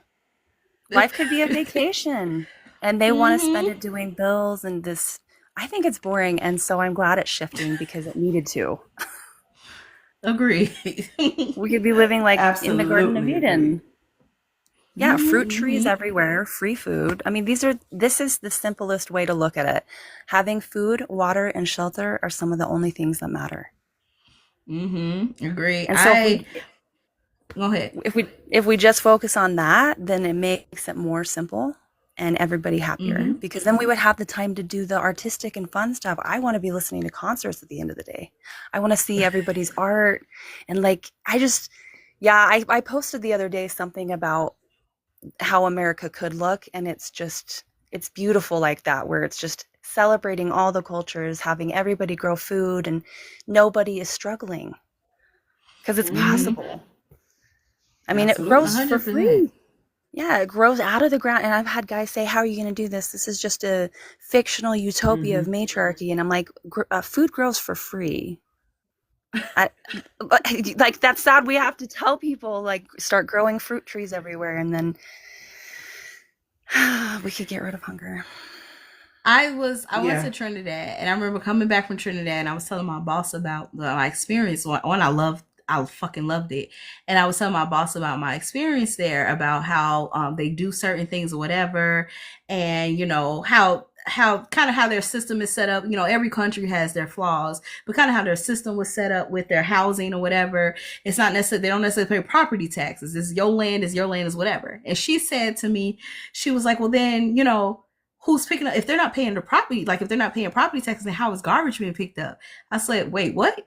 What do you mean? She was like, because the property taxes pay so the workers can come, the sanitation workers come out. I said, you know, what's interesting is I never saw garbage on the ground, because people just disposed of the garbage. Like, you didn't have to have a whole nother entity that came up and cleaned up behind people, because they appreciated their home and their land. So they didn't just throw shit on the ground. It wasn't just garbage laying around. They disposed of it however they were supposed to dispose of it. But I was like, everyone, it was just fruit trees everywhere. There was nobody sitting around on the corner like starving or whatever, because that's not possible. Like, you just go walk down the street and you want a banana, you grab a banana and you just keep it scrolling, and they go, these people over here got coconut trees and stuff like that. And I was telling her, like, I've never seen a I'm like, I know what a coconut tree is, but I've never seen how it grows. I'm like, you're looking at the my friend, we went there because my friend's husband is Trinidadian. He was like, no, when you let the coconut just fall on the ground, if you just leave it alone, a tree comes out of it. I'm like, get the hell out of here. So you look at the coconut husk on the ground with a tree growing out the coconut husk. They say, no, you just leave it. Don't drain it. Just let it fall off the tree and leave it alone. And then a tree grows up out of it. And it's like, get the hell out of there. That's what nature looks like when you just let nature. It's so beautiful. And America has this idea of like lawn care. That whole thing is a rabbit hole. Oh my goodness. And if they just stopped doing things, like they put our fruit into packages and then sell it in a store, they don't need to do all this extra. So how the whole thing is set up, I know everybody sees it. So we really just need to like dial it back and go back to when it was Paleolithic and Neolithic. That was when like women were really, we had more of a say in everything, and we were kind of running the show, and that makes sense, because we're the nurturers, where we want to have everybody fed. We want to have food and clothes and shelter. So it makes the most sense. Yeah, even what you just talked about, that even goes hand in hand with the trees and understanding that pollen and stuff, and the fact that we all have all these allergies come from the fact that there's all these male trees, producing all this pollen, but there's no female trees or plants to actually produce with it. So now everybody has all these allergy symptoms and stuff like that, because they purposely have set things up in a certain way to the way that the system is run. Botanical sexism. It's crazy, and it's like you said. So when you're talking to people about it, me and my cousin was talking about that because she's studying sociology in school, and where I was telling her how amazing I think that class is, and I was like, everybody should take sociology. She said, yeah, because I tell my mom about it, and I tell her stuff from her. She said, my mom goes, it's not that deep. She said, I'm like, but no, it actually is. I'm like, no, it is. Yeah, Post and I were talking about it the other day. Sociology, psychology is in everything. Very is. Yeah, it very much is. Because they definitely plan this stuff out. Yes. Well, it's working. The system is working as it was designed to work. It's just that people are Yeah. waking up more and saying, "Hey, I don't want to be a cog in this wheel anymore." And and so that's why you seem so weird, Yeah. because everybody was being treated like a generator. Like Tandalia was talking about, we were all treated like generators. And it was just like, you just work, you put your head down, you get it done, you carry out the task, and you be happy about it. But everybody doesn't actually function that way. And we're starting to see, there's so many different ways that we function. I wanted to before you go down your rabbit hole, because I definitely think you're going to be in a human design rabbit hole. I have here 1, 2, 3, 6 gifts. I mean, you have many gifts, but just 6 that are sitting in front of me, right? You have gift number 40, which is being a giver and a provider. That's your most important gift. And so that's something to think about. Also, gift number 1, creating new things. Gift number 5, marching to your own rhythm. Gift number 9, focus and precision. Gift 10, a love of life. And gift 16, enthusiasm. Awesome. Oh no. Okay, I didn't want to cough in y'all's ear.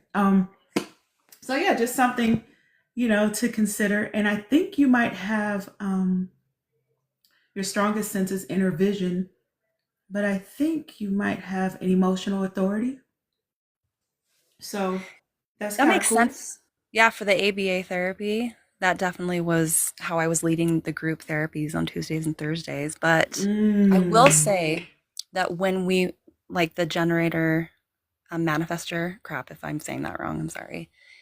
That even if we're trying to do it right and how everybody else has been doing it, even then, like, things won't work out. I don't know if you guys have found that for yourselves, but you'll try to just like be like everyone else and it will be like, nope. And the universe will redirect you by putting you in the path of somebody that will disrupt your like work ethic, whatever you're doing. So for example, my book got taken from my last employer and now he has the copyright instead of me having it. So stuff like that happens. Yeah, like even when you're trying to do everything right, it'll just come in and be like, nope, you're not supposed to just do normal. Yeah. One of my spiritual mothers, she often tells me that sometimes life's lessons are really rude and the ancestral protection can be rude. And, yeah. I've thought that. I've been like, ancestors, why are you doing this to me? Why? Yeah, I've been there, especially within the last 3 months of my life. I'm like, what? I thought I was over here behaving. Yeah, because you're not supposed to be behaving. See, that's where you had it fucked up, trying to be so well behaved. And now your life is all shook up. Live a little. You ain't supposed to. Yeah, and I also realized too that you get your lessons in the way that you learn. As I think about that, me being a stubborn person, like it has to be, it got to be. That's how I learn, right? Because I'm very. If I was a person that can just learn from watching someone else doing or understanding, then that's how I would get my lessons. But because I could be hard headed at times, it's like, okay, well, I told you not to do this and you didn't listen, so now I gotta punish. It's like not necessarily a punishment, but you know what I mean. Like no, it's like that's how you learn. Yes. Yeah. The isolation too has made me learn. Mm-hmm. So yeah, these are hard lessons, but I get why they have to be the way they have, because the last couple of days I've really changed my perspective about things. So I'm becoming more grateful about it, but it has been difficult. Yeah. I mean, and the quicker you start getting or understanding the lessons, because as things go on, you start to see it a little bit quicker. Then they become less harsh, because it's like, okay, you get it now. Okay, so we don't gotta be so aggressive now, because you're starting to get it the first time. I told you, right? The point is, you get to the point where the moment you start feeling it, like we were saying, when it doesn't feel like a yes anymore and it feels like a no. If you start walking away when it starts feeling like a no, then now we don't gotta be aggressive about it, because okay, she's finally starting starting to learn how to handle these type of situations, so we don't have to be so hard on her to get it. Because it does happen. Yeah, we were talking about that earlier in the call too, about how, like, you know, as a projector, rest is important, but also for me, the contradiction is I'm a Capricorn and rest is not a thing. The grind and hustle is always something that I feel like I got to be doing something, but the more I grind and the more I hustle, what tends to happen to me, which is probably what I'm going through right now with this cold, is I will get sat down, right? And I hate that. I hate that, because being sat down means I can't clock in. It means that means I'm finna, I don't like to play about my money, but that's what ends up happening, right? Because when I told you to sit down, you didn't listen, so here come COVID, I got COVID over the summer, right? Like in the summertime, I'm like, what? Because I was doing so much stuff and I was so busy, and I kept hearing, Tan, you need to rest. Tan, you need to rest. And I kept hearing. I'm like, okay. I got time. Next week I'll take whatever. And I kept hearing. Then it's like, nah, we're done. Don't worry about it. COVID. I was like, God damn it. In the summer, it's 89 degrees outside. How I get COVID? I thought that was a winter disease. What are we doing here? And I got forced to sit down because I wasn't listening to the rest that was being asked of me, because I'm like, grind culture. You supposed to be grinding, Tan. That's what you're supposed to be doing. What are you doing right now? Resting? No, we don't got time for that. We got all these shows and stuff to do. The rest is very hard. And I was really mad at them because I've been in limbo for about 3 years now. And to me, that has been one of the hardest lessons I've had to do, because I do like to push forward. I mean, earth signs are like, let's move forward. And it's been like, no, you have to rest. And the same thing for me, where they keep repeating it. And I'm like, are you serious? Like, it seems like I'm wasting time. I don't want to like just die tomorrow and have everything wasted. So that's why it's frustrating. Yeah, it's that and that's something. It's interesting that you said it, because I was talking about this before, about the fear of time. It's like one of the biggest, because they push time and they push the idea of because like you just said, I can die tomorrow, then I won't. You've done everything that you were supposed to do. When it is time for you to go, you're not going to leave this earth until you've done everything that you were supposed to do. Even if it doesn't make sense and you think there's more that I may want to do, you have done what you're not going to leave until it's time for you, till you've accomplished all the things that you were supposed to accomplish. And that means the things that we are here to accomplish may not necessarily be the things that we think we're supposed to be doing, right? Because there's things that there's a plan that to a certain, I like to believe that there's a plan that's bigger than us, right? Which is why your spiritual team pushes you in certain directions or whatever, because you think and they're like, absolutely not. That's what you want to do, which is cool for fun, right? Have fun with that. But also there's a mission here for you. Yep. Yes, you should do those things because it feels good. But in the system that we're talking, this capitalistic system, we think that the things that we enjoy doing, a lot of times we have to make money from this thing. This has to be my way of living. This has to be my life, right? Like you said, your family's like, you need to pick something because something has to be. And it's like, some things are just meant for me to enjoy. It's not put to be any of that. I'm just supposed to strictly enjoy this thing and have fun with this thing. And that's it. But also there is a mission. There is something that your existence, you being here at this time in the now, it's for a reason. There is a purpose to it that you may not fully understand and know. So all the things that you're talking about doing, do it. Have fun with it. Do it because it's funny. You enjoy doing it. And if it's supposed to be something else, then it's going to naturally be that thing. Your presence, whatever you're here for, it may even be, it's a lot of times it's bigger than you. Just the fact that you're doing rock climbing, there's somebody there or something there that you are needed to be a part of, that you were needed to touch or talk to someone or be there for them in whatever kind of way. And it could just be your presence and you don't even know it. Because it's bigger than you. So the idea of what if I run out of time? You won't run out of time. Just unless if you're thinking about it like you're racing a clock, then yeah, it's gonna feel like that. Enjoy the now. And that's why it's very important for your design to really think about that. The right now, this feels good. Right now, this no longer feels good. Moving on. Okay, now this feels great. Okay, this no longer feels great. Moving on. Enjoy the now, and whatever it's going to be is going to be. I couldn't have said it any better. Thanks for popping up here with us, Miss Bell. Yes, thank you guys so much. Yes. Oh, we have somebody else up here, don't we? You don't have to. I mean, you're welcome Obviously, I'm You're not welcome to holding you stay. hostage, but you're welcome to Oh, I'll stay. drop Love down, having you but here. I appreciate you, and I will pop back up when I see you again. Okie dokie. Thank you. Yeah. Bye, Belle. Nice to meet you. Bye. You too. Now we have Naomi on here. Hi, Naomi. Hey y'all. Hey, girl. How you doing? Good. Outside, getting Mm-hmm. things done. I was like, Yep, yep. I'm trapped in my car in a drive-through, so why not sit and Trapped chit in the chat? drive-through. Hey, see what my Okay, girl was okay. talking about. This is our live cast projectors projecting. So we're just talking about human design stuff, how it shows up in our lives, and we just let the last beautiful woman know what her human design was and why she's so important to the collective. So we just kind of vibe in projector style. Cool. Yeah, I Mm-hmm. think I looked into that, some years ago. I don't remember all of my stuff. I didn't really understand it. I think it seemed pretty complex to me Yeah, after a while. I tried though. I yeah. took some classes. I did some things with some people, and I was like, I don't get it. It's too much. But No, it I was is. kind of, yeah, I was still trying to learn, astrology, birth chart. We have our Bagua system that we were learning. So I think I was doing too many things at once at that time. I know I remember. I think I was a manifesting generator. I believe that's what Okay. it said.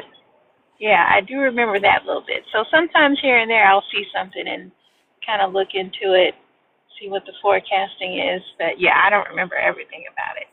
Probably would need a Yeah. refresher course. What do Some you of those. remember or understand about it? Yeah, just that. Just the manifesting generator part. Mm-hmm. I don't remember too much else of what it is. Probably on my phone somewhere too. Uh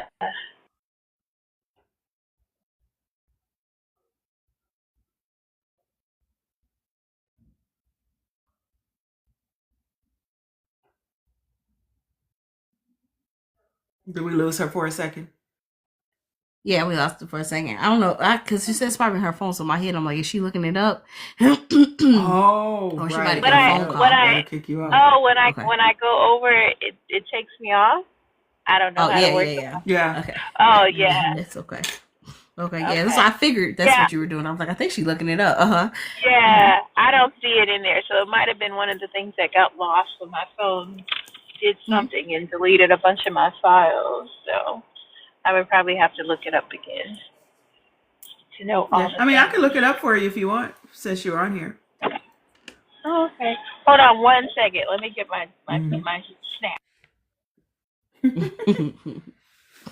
But I appreciate this conversation, Tan, and just having you to uh, bounce off the ideas with. I wanted to say one thing about the emotional thing you brought up earlier. Um, Being a non-emotional does not mean that we're less sensitive. Quite the opposite. Right. So sometimes, you hear words like that and it'll make you think like, oh, we're lacking sensitivity. We're not lacking sensitivity. No. We're actually more sensitive to feeling the emotions in the room. It's just that the difference between an emotional uh, person in human design versus a non-emotional is the emotional people are generating a bunch of emotions. It's coming from inside of them. The waves are flowing. There's no rhyme or reason. Emotions are just happening, Yeah. right? Whereas non-emotionals, we experience emotions for sure, but they're not just flowing from us. Usually the emotions that we're feeling, it's data.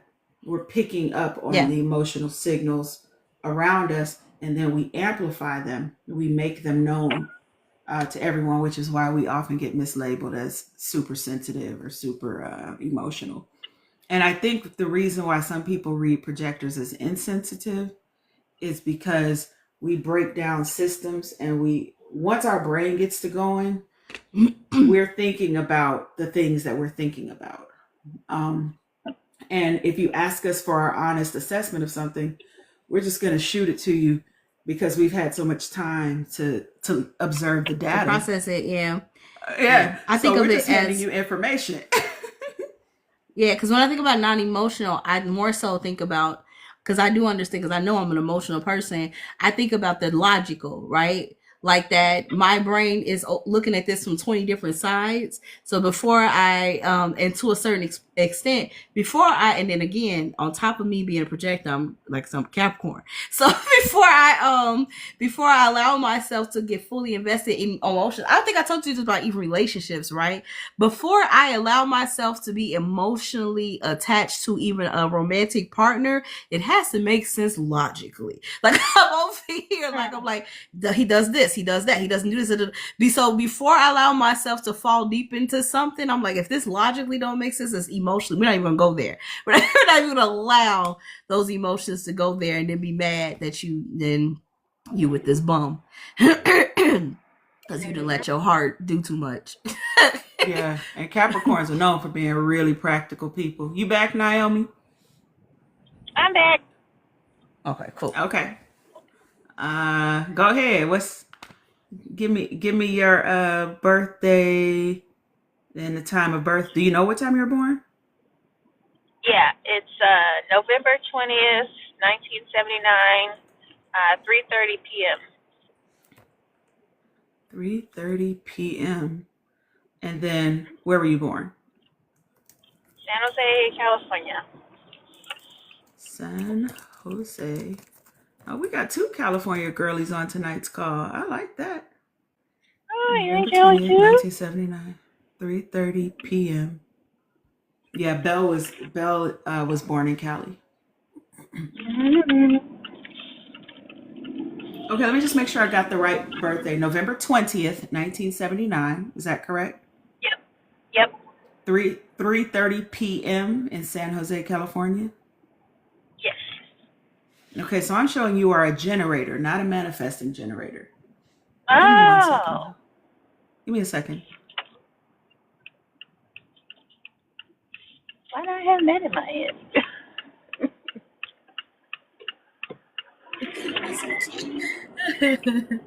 It's okay. I told you it was a while ago. It's okay. Yeah. It's so while she's doing okay, she's back. There you go. Yeah, I'm showing. I mean, if you're telling me November 20th, 1979 at 3:30 Yeah. in San Jose, California. Okay, so if I got Yeah, you right, don't trust my memory. You're right. Okay. So Tan was really describing the beauty of the generator. Y'all are the life force, of the system. Y'all got that battery in your back. Y'all are energizer batteries. And so, and you're a 4/6 too. So in other words, you're like you would be, this makes sense too, right? Because you got that devotee energy. So there's this regal authority that you walk in, which makes sense, right? With Bagua astrology, you having the queen embodiment. So the 4 is Belle had a 4 too, so that's the opportunist, but I prefer because I know that has some negative connotations. So the way I would say that to you, I would say the opportunist is more like your negotiator. Okay. And the 6, because the 1 is the investigator, but the 6 is what is that line 6? Those I meant to tell Belle about that 1 being, her being the investigator. The 6 in human design is the role model. There it is. Oh, I love that. Just because I know you. So that makes sense, right? Like you have this negotiator energy, or this opportunist energy, which probably makes you really fun for like business ideas and moving things forward. But then you're also this role model, but you carry it in this very regal way. So your authority is respected, but it's not like the kind of authority that most people wouldn't think of you when they think of authority. And I think that's why you're such an important authority figure. Because as the world is changing, we're getting away from these masculine archetypes, right? Right. That have really toxic masculine archetypes that we've been thinking of Right. leadership, which really looks like psychotic behavior or being some sort of narcissist or some terrible, terrible abuser. And we look at a lot of those qualities as leadership, and they're not really going to take us much further than where they've gotten us now. We can look at the government and see how well it's working. So I love this idea. As I'm looking at your human design chart, and your not self is similar: frustration, satisfaction. So that's where the manifesting generator and the generators are very similar, because you all are supposed to kind of just move. You're here to lift the energy of the world, and I think that's you to a T. When I think of you, I've never seen you not boost the mood of the room. I just haven't seen it. Yeah, the goofiness helps. So the goofiness helps. But I do feel like, I do like to lift people up and lift everybody's mood. If I don't do anything else, try to put a smile on people's faces, try to be supportive and all of that. So I feel that. I definitely feel that. I see myself. What do you think about the rest of it? The negotiator is interesting because I feel like I've had to work a lot on myself to improve my speaking up and my assertiveness and maybe leadership and all that kind of stuff. So it's kind of like, it makes it like, yeah, that's always been the goal, is to take more advantage of opportunities in a positive way, like that. I was just thinking about that too. Somebody was talking about kind of a negotiator spirit in another conversation, and I was like, yeah. Is that your background? No, actually, my bagua was visionary conservationist devotee. So definitely, it is devotee body. So it's funny that you said that too. So that lines up. But I feel like the lover is part of like the Pisces South Node thing, and it feels like a past life kind of thing. Like I already conquered that, I already did that, so I'm not that into.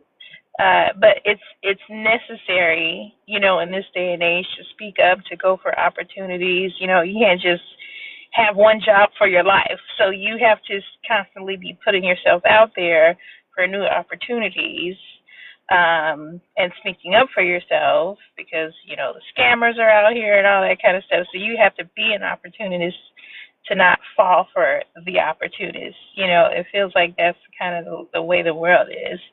So I could be my happy, self, but sometimes it does require for me to speak up for myself, and sometimes even speak up for others. So I feel like that's where that negotiator muscle is always something to like work on for me.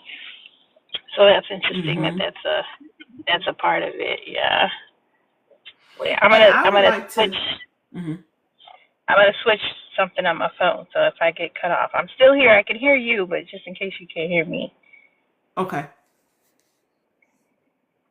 I was gonna say, I think if we're looking at your negotiator, it's it's important to consider that negotiator. Oh, everything all right? Yeah, I'm It here. sounds like some glass broke. Oh no, that's my keys. I'm going in the house, so it's gonna get noisy. Oh, gotcha. I'm listening. Gotcha. I think that negotiator, that there's a few different ways to look at that energy, right? Uh, Having, that active throat chakra is one thing, but if we're really looking at like the spiritual power behind that archetype, we're looking at the waymaker, the door opener. We're looking at someone who can move between light and dark with relative ease, someone who has access to a variety of different types of relationships, someone with a pretty expanded network who understands commerce and value and trade. And that's not all, if we look at these through the lens of capitalism, then we miss out on a lot of the beauty of the negotiator archetype. So if in human design, what I'm calling negotiator is also how I'm describing this 4 profile, the opportunist. All right. So if we're looking at the opportunist through the lens of capitalism and through the lens of toxic masculinity, then we're really missing a lot of the beauty of this archetype. Really, I think what you are really good actually at building a network of people, of lifting the vibration of the room, and it's very subtle, right? And you're not cocky or big about it. It's just you. It's just you living your life. It's just you being who you are. And I think we're going to start to see more energy show up like that as systems are falling apart and we're moving in a different direction. I think you are going to start stepping more into that role, and it's going to look a lot different because it's not going to require you to have to always be ready to talk shit, right? Because that's such a limited understanding of that opportunist or that negotiator energy. I think the people who are really going to make this next era as beautiful as it can be is to show the range in that energy, right? It's not just one way. I don't know if you had something you wanted to say about it, Tandalia. No, no, I think you said everything. It's just an idea of what I was thinking in my head was a generator. In my head, there's a you get to when you're living in your generator, there's a sense of content. Yeah, you get to a sense of content in where you're at. It's what how my brain kind of thinks about it when I think about a generator. When you're living in it, you get to a place of peace. You get to you find a place of peace in the in what is the norm for you. If does that make sense? Goze? To me, absolutely. Yeah, that satisfaction piece for sure. Yeah, that's what I feel like. Yeah, it's not a consistent, or it doesn't necessarily feel like a consistent internal struggle when you're living in that generator life, because there's like I said, you find the contentness, come on words, you find the content in it and the peace in where you're at and how you're doing. If you're living it, if you're living in the design in the way it's intended for yourself. So with the design, when you all are, looking at it, are you seeing it as like this is how this person is, or is it like a potential thing, or like how do you see it when you're, reading it off to someone? Is it only this is just how you are, what you are, or could it be like a potential thing too? I would say that I was gonna say something. Go ahead, Jose. Oh yeah, please. No, you go ahead. Oh, I was going to say it's kind of like a combination of both. When you're looking at it, it's real specific to you, because even though you're a generator, there's, like she was saying, you got your different profile numbers, et cetera, et cetera, et cetera. And it shows you different things about if you can live in your full truth. I think that's how I kind of see it. It's like if you can be comfortable and within your full truth, this is how the life can look and go for you. But based on where you are or who you are, because again, this is just an overall, the look of it is just an overall thing. what they're saying it could be, or what they're saying quote unquote it should be, does not mean that this is exactly where you are, right? You are, because we're all on different paths and journey in our life. So it's saying if you are living up to, if you are able to find a way for yourself to understand yourself and to live in the truth of yourself, this is how life can look and be for you. And it kind of gives you like a blueprint of what that looks like. Okay, so you like this, and that, and if you can find peace in doing X, Y, and Z, then this will feel good for you. You like, you're good at blah blah blah blah blah. This is what it's saying based off what it understands about you, but what it understands about you and your personality type. If you can find a way to fit those to be that thing, this is what it's going to be. And if you're not, this is what's going to cause your frustration is going to come from this, and it's going to be this thing, because you're not necessarily living in what feels good to you. Basically, the whole purpose of it is understanding yourself. Yeah. It's not, that's all it is understanding yourself and what's going to feel good for you. Yeah. Yeah, that makes sense. I see that. I was going to piggyback off of that and say, I think all of these different systems give us a different vantage point to see ourselves. Yeah. And, you know, you have Bagua astrology and then Western astrology, and who knows what else you're over there interested in, because I know how your brain is. It's a lot. Right? It's a lot. It's expansive. You have a very expansive my family mind. is like, she's joined a cult. I'm like, I'm in several cults. Like, you guys are behind. Right? Period. And so you have a very expansive mind, and I would say an expansive mindset too, right? You're not the kind of person who's just going to just go along to get along and just do whatever someone's telling you. You're so fascinated by so many things. And I mean, that's one of the things I love about you, right? So when you think about human design, it's not prescribing to you who you are so much as it's saying, what if you got out of your head for a second and stopped thinking your way through life? What if you actually just allowed yourself to be? Yeah. Who would you be if you just got to be? If you weren't worried about making money, if you weren't worried about what this person was going to think about you, what that person was going to say, if you weren't worried about hurting people and bringing shame to your family name, what would you actually do? And how would you move through life? And human design describes when you're living your truth, that's your design. You're living by design. You're in alignment.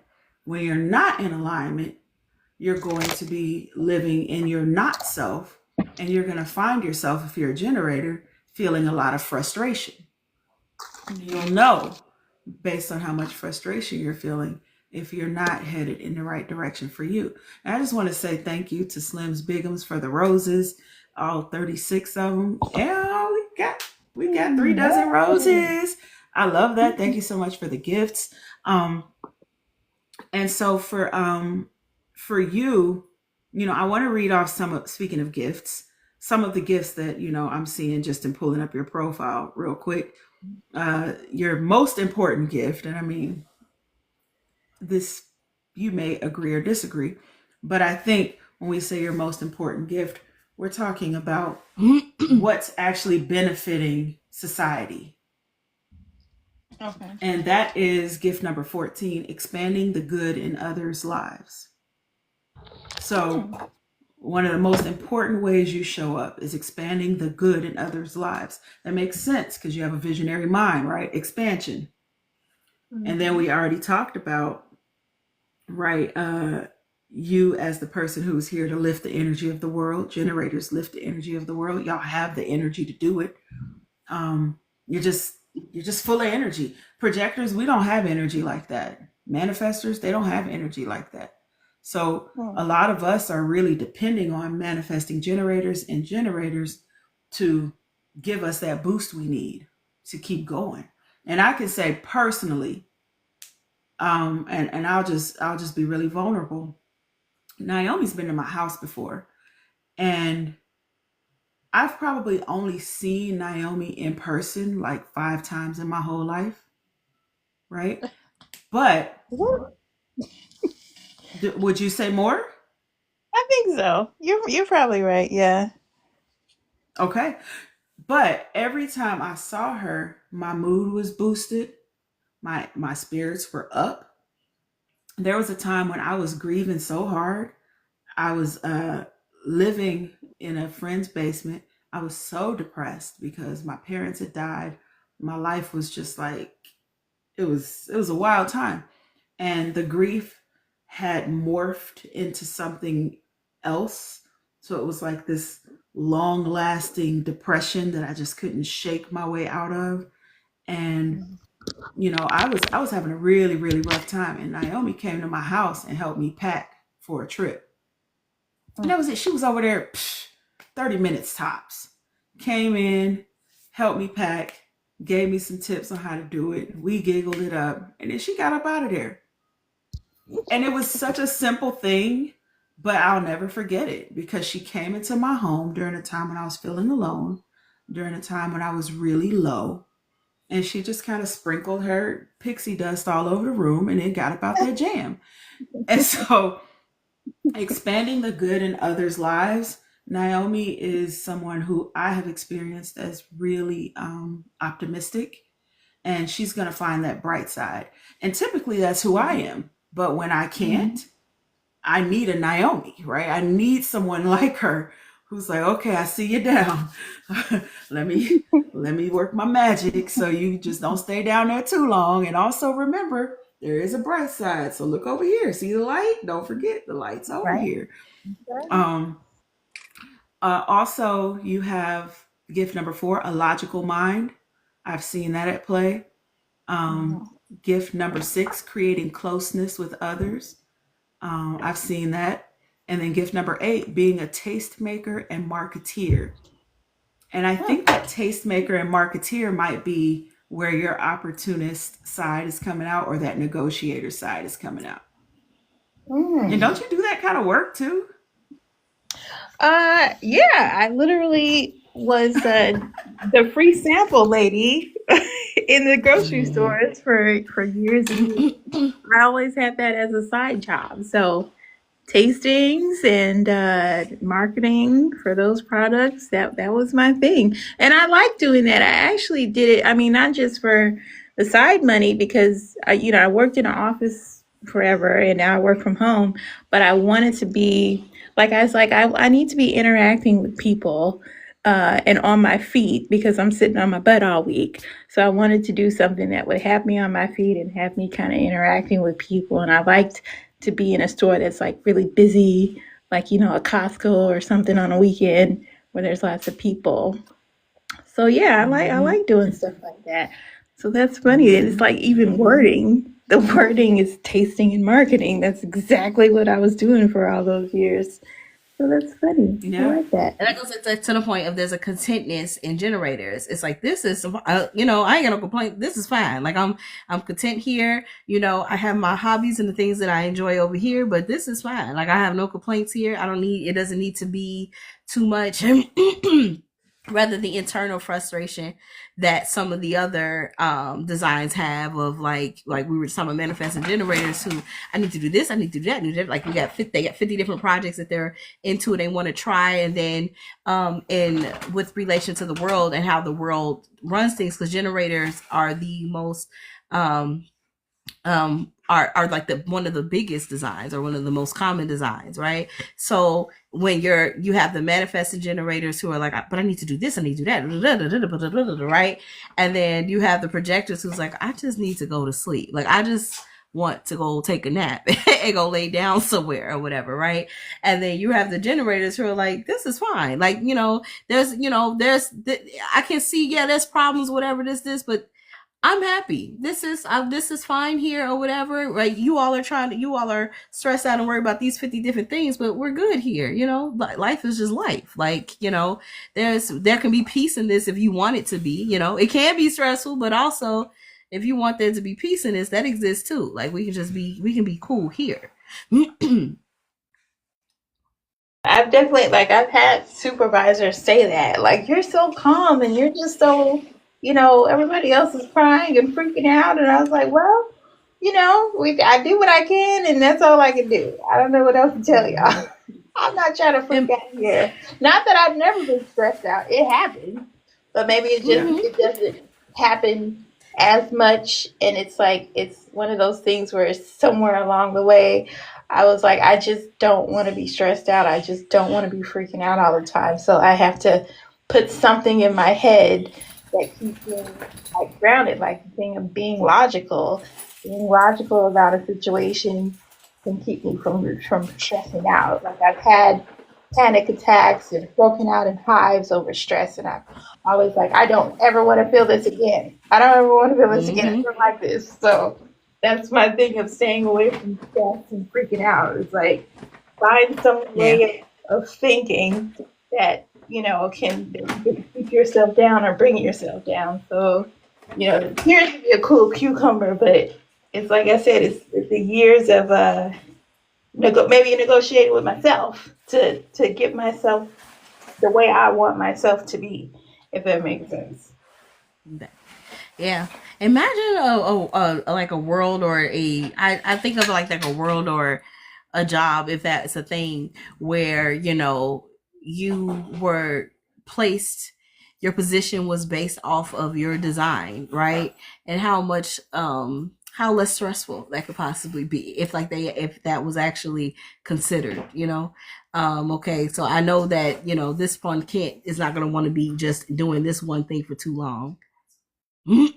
Sure, I know this one doesn't want to do this one thing for too long, or this one may need to do this. Okay, this one may need this amount of time off. This was cool, but like, imagine if that, like how how smooth that workplace could possibly be if they actually considered those type of things. I think about things like that, or just not even if it's not a job, just in general, like if groups or whatever. If it was like a group project or something, if you can assign roles based off, if roles were assigned based off people's design, how much smoother. And then if people understood the different designs, how much smoother relationships in general. For think about friendship groups or whatever, or even romantic relationships, just understanding, like, if in my friend group, most of my friends are manifesting generators. There's a couple of generators, manifesting generator. I was telling Jose, and she was saying the same thing. I had an ex that was a manifester, and it's like, in understanding it, you can understand people's energy and where they're, where they are, or whatever, and you can meet people where they're at, and you can appreciate people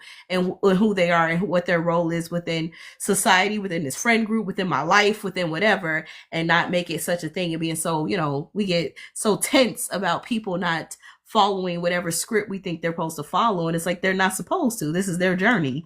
This is how they're experiencing life. Yeah, definitely.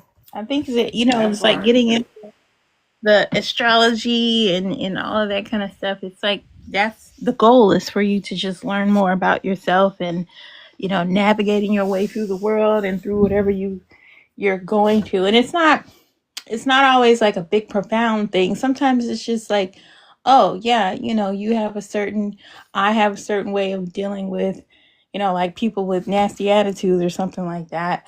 And it might not be the way the next person deals with it, but I know myself, and I know the best way for me to navigate this type of person is, I'm going to deal with it however I deal with it. And just be solid about that. And the not second guessing yourself, because you know something about yourself that really works for you. And other people might be trying to like, no, you should do it like this and you should do that. And if somebody said that to me, then I was like, that's nice. We say thank you for sharing. That's we it. go on? Right. Can we go on? Keep it moving. We keep it And I moving. think what I know about you, one, I have a hard time imagining that anybody could hold on to a nasty attitude with you around. It happens. I mean, I'm like, if somebody is that committed, like, I think they would have to work really hard, because I'm talking about every time I've been around you, right? And I can, I remember we were at Tavern on LaGrange once. I remember we were in Texas twice.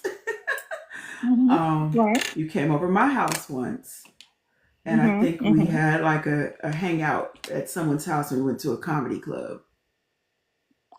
Mm. I can't remember any other outings or any times where I've been in your physical I came presence. to you were celebrating your birthday on the beach. You remember that? And there Okay, was some. number 6. Mm-hmm. Mm-hmm. We were Okay, but hanging we out. got we have a few times that we've spent time around each other, and I'm grateful for every time because they were all memorable to me because of how you showed up. Mm. And I'm like, for somebody to stay in a bad mood after spending 10 minutes around you, they just have to be committed to it. Like, and I want to Mm. give them their props. Mm. Because if you're gonna work that hard for the bad mood, I might need you on my team for something else.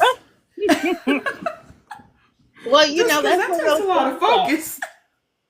some people are, they what they say, they set in their ways, and they just, Gotta figure out where grandma went. She'll be stay back. in their ways. And it happens, and I've had some difficult situations, and usually it's like, the people that I'm closest to are the people that I have the most conflicts with. And for me, it's always been like, I would, I'm more of an imploding person than exploding person when something happens. So that was like one of those, like, when I was talking about the negotiator things, I have to learn to speak up for myself, because some people are, going through whatever they're going through, and they might lash out on you, or they have those ways that, this is just how I am and all that kind of stuff. And I have to, if it's a family member or somebody you're in a relationship with, family members, you can, if you don't live with them, you can decide when you speak to them and when you're around them and all of that. Somebody you're in a relationship with, an intimate relationship with, you might have emotional attachments to them, but there's this conflict of, nasty attitudes, or how they deal with their anger if they lash out. Yeah, I've had to deal with this stuff like that. So it's like, I know when I'm off, in someone's presence, and I have to decide, how am I going to deal with this, and how am I going to work through this? And the imploding was just not working for me anymore at a certain age. You got to start speaking up and changing how, if it's, and it's like, well, I'm the one who has to change, and everybody else who I bring into my world, they will change because I'm changing. If I'm changing, it's going to affect them in some way, how they show up, or if they show up at all.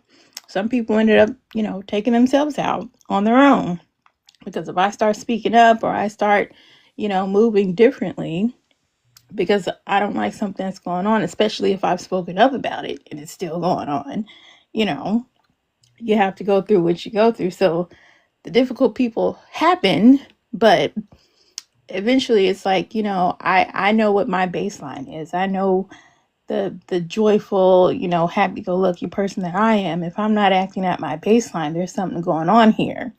So, decisions have to be made, moves have to be made, conversations have to be had, and all that good stuff. Uh, so that part of it was like the difficulty. But, like I said, it's gotten easier over the years. And, I create my environment, who I'm going to be around, and what's going to be going on there. Because I like, having the good experience. We work and we go through whatever we've gone through.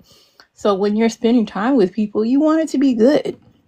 You want it to be good. You want it to be, relaxing and comfortable, and, a safe space and all that good stuff. Whatever you're trying to create with someone. And so, yeah, I think that's the kind of opportunist part that comes in. It's like, I'm going to take the opportunity to create the spaces and the relationships the way I want them to be.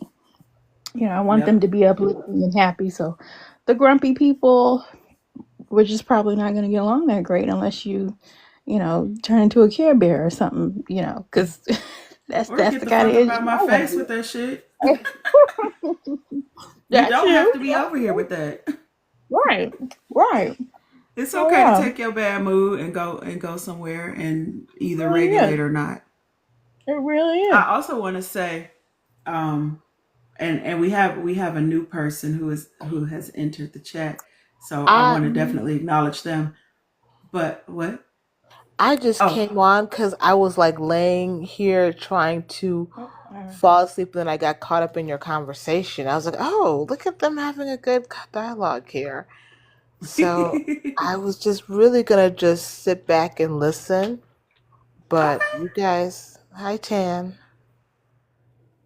I just wanted to ask you a question. Oh Do you know sure. what Hey, your girl, human hey. design is? No, I don't. No, I don't. But I feel like I was told before. Hmm. Um, I feel like I was told before, actually by you, but I don't remember what it is. Oh, by me? Oh, that means I have your chart somewhere. Hold on, let me see. Or maybe it was my Bagua you told me I had. Somebody told me I was something.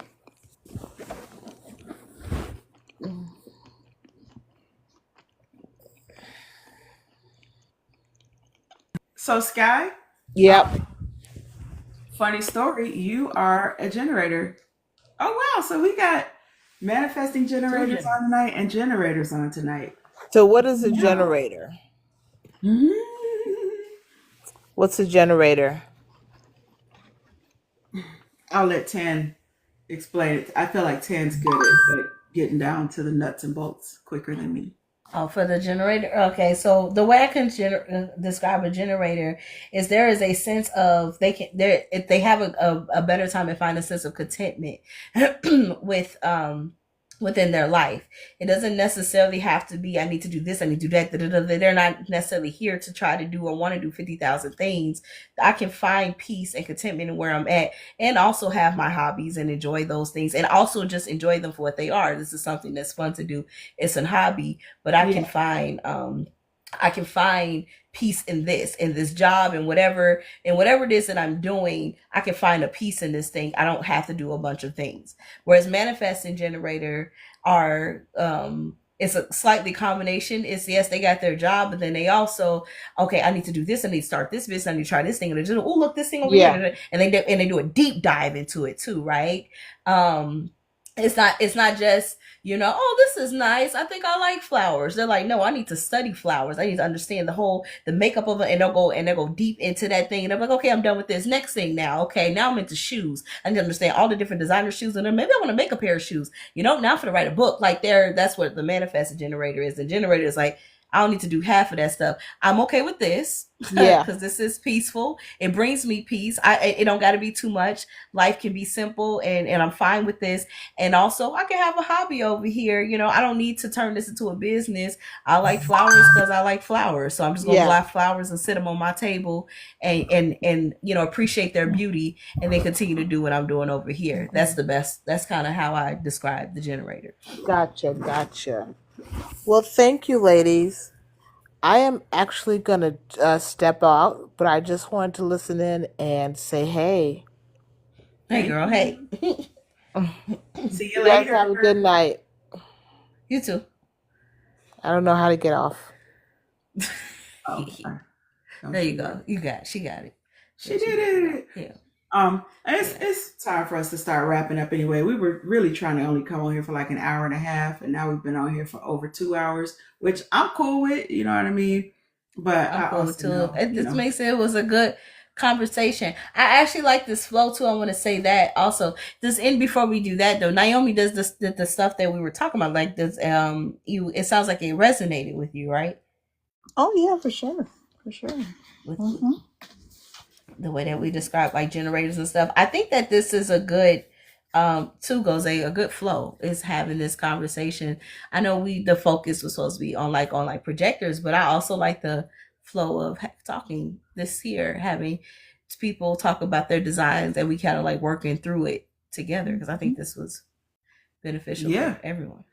Yeah. I mean, if we think about the point of projectors, if we are the seers and the guides of the human design system, then Yeah. we need to see somebody. Who we seeing?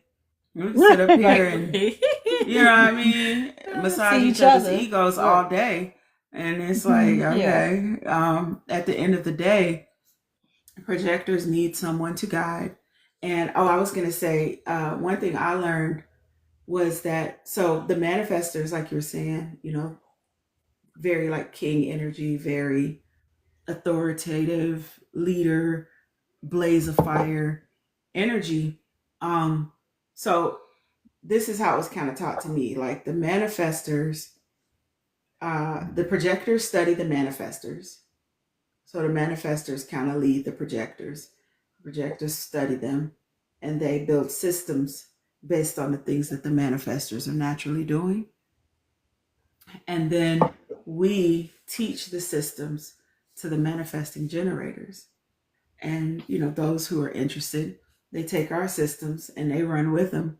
And then they pass down their passions and the ways to do them to the generators. And the generators get it done. And I forgot where reflectors fit into that. You know, I've never met a reflector. Have you? I think I have. Yes, I did. I met one, and so like I said, the reflectors reflect the energy of whoever they're around. So if they are around a projector, then they got projector energy. If they have, if a projector, if a reflector has a bunch of friends that are manifesting generator, then they're gonna get swept up in a whole bunch of new ideas and stuff as well too. If that's how that works. If they have friends that are generators, that we talked about contentness, then they're gonna find themselves in content. They reflect the energy of what they are around. They absorb it and they become it. So the reflector that you know, how are they faring in the world? Because I've never met one, I've only read about them. I've been like, man, are the reflectors okay? The one reflector. Listen, the one reflector. I know I don't know them, but I know that they are a reflector because we looked it up or whatever. They seem to be.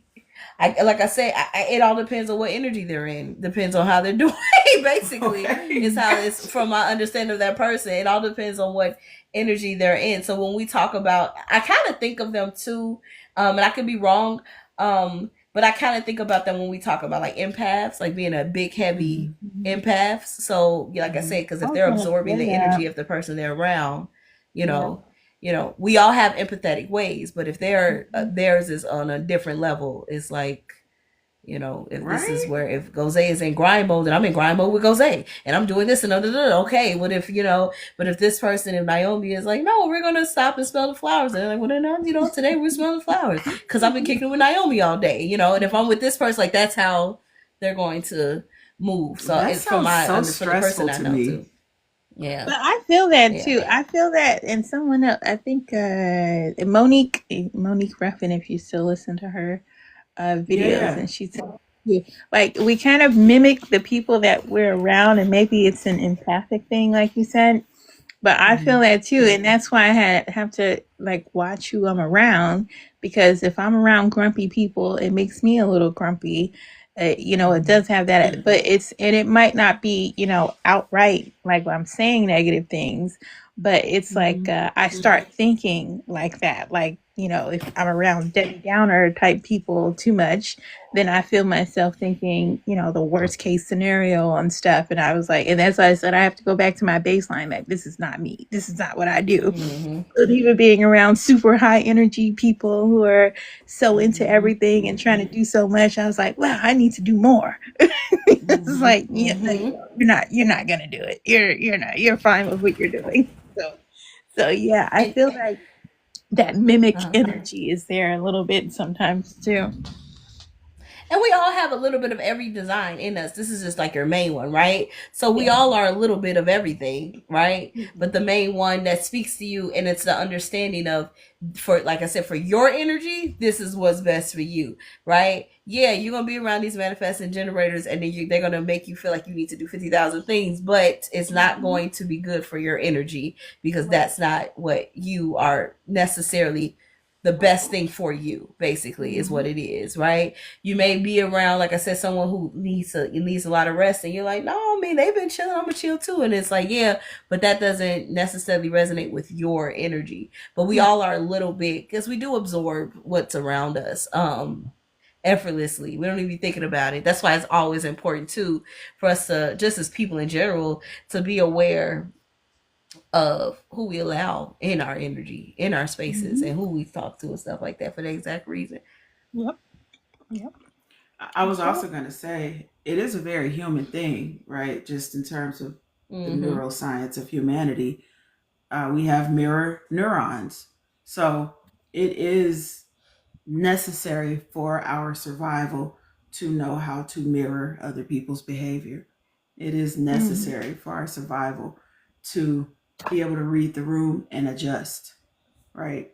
Yeah. So that's, I think, sometimes in America, because we are so addicted to rugged individualism, and we are so addicted to, I have to be a leader and I'm not a follower, and I'm different and it's me versus the world. Sometimes we forget that we are actually a communal species, and Yeah. a lot of us are, you ever find yourself talking to somebody and now you start mimicking how they talk, and it's not even, Yeah. you're not even doing it intentionally. It's just happening. You find yourself, you're using a certain jargon that maybe you wouldn't use, or now your cadence has changed, or your accent has shifted. That is just humanity. That's what our mirror neurons do. That's how the brain functions. So sometimes, I think we're not accepting the fact that that is just how we are. To fight against that is really to dehumanize yourself.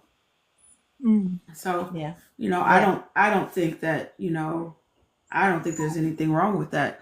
Like Tandalia is saying, it's just making sure that we are being mindful of how we're using our energy, making sure that we're not unnecessarily leaking our energy, being mindful of who our energy is up around and who our energy depletes around for our own survival. Yep. And that's why I find human design so fascinating.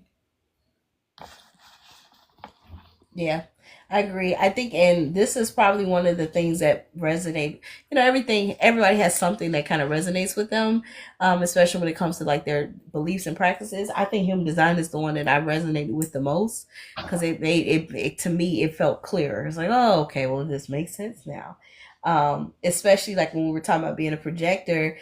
When if I am awaiting an invitation, I notice that the opportunities that end up working up or end up being exactly where I needed to be, or exactly what I needed to be, are the ones where I get called into them, and not the ones where I'm like trying to force my way into stuff. Even with people, I remember telling you that, like, I be feeling like I'm not the best at small talk and stuff like that, walking up to people and just introduce them, because technically that ain't necessarily what I'm supposed to be doing anyway.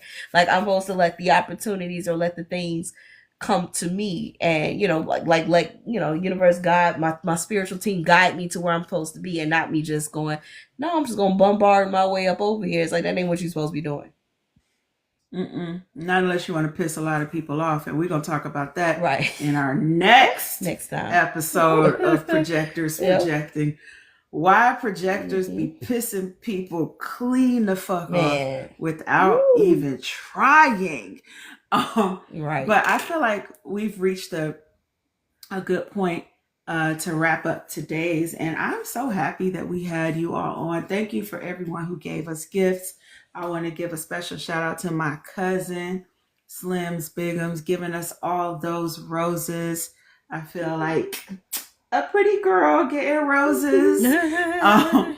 I'm so glad we had Belle on here, and she let us, look through her design. Naomi, even Sky. And for anybody who watches this, because I'll probably post it on YouTube, for people who like this kind of long form content, thank you for taking the time. Feel free, if you see this later, to put your birth date, the time you were born, and where you were born in the chat. And we can look you up, or you can look yourself up. But, just for conversation's sake, we are Projectors Projecting.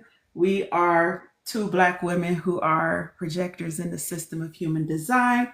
My name is Goze. I'm a certified feminine empowerment and life coach.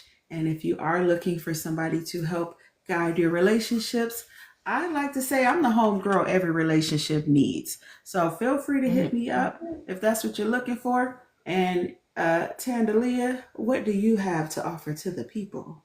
My name is Tandalia. I am a recording engineer, songwriter, producer. I develop artists and their projects. So if you're an artist that has a project that you need to have developed, whether it be your sound, who you are, your music, whatever, if you're looking for a recording engineer, I am here. As well as vocal coach as well. That's another one thing. It's a long list. Anything music, basically. Hit me up if it's music related. If it's music, hit her up, and she's really good at it. And I don't. Now, we come from a musical city. We come from Chicago, so I mean, we know some of the best musicians out there. And I'm gonna be honest, I don't fuck with most of them, but I fucks with Master Plan 10. I'm trying to tell you the truth right now. I do not fuck with most of these people, even though there are some really talented, really skilled people out there. Everybody's spirit ain't right, and I ain't for everybody. But I just had a writing session with this lady a week ago, and I ain't pulled out no pen to write no songs in quite some time, and I certainly have not collaborated with anyone because I'm very picky about who I work with. So I'm letting you know this is not me being nice, because I'm not nice. Work with this lady because she really is the girl. Thank you. I appreciate it. These are just the facts. These are the facts. Naomi, I'm still waiting to hear your Bible stories online. I ain't never heard nobody tell a Bible story like my you. God. But you know, whenever you're ready. It'll come when it comes. It'll come when it's ready. When it's ready. Okay, that's fair. You can't rush quality. You gotta slow cook the quality. I get that. What I also want anyone to know, if you enjoyed this live, I'm also going live on Instagram Sunday night at I don't know if it's 9 or 10. I gotta look at my calendar, but it's a late night thing. Me and my girl Jo Renette, we're gonna be talking about polyamorous things, what it's like to navigate the world as a polyamorous woman. But this time we're going to be talking about polyamory and celibacy and abstinence. And what does that look like in the life of a polyamorous Black woman? So we hope to see you all on Instagram. Naomi, you know you're welcome to join in the conversation. I'll pull you up on any stage I'm on. I'll try to be there. I'll try to be there for sure. Okay. Anything you got coming up, Tam, that you want to invite people to? Currently, no. Okay. No problem. Well, we'll be back. Our goal is to do this twice a month.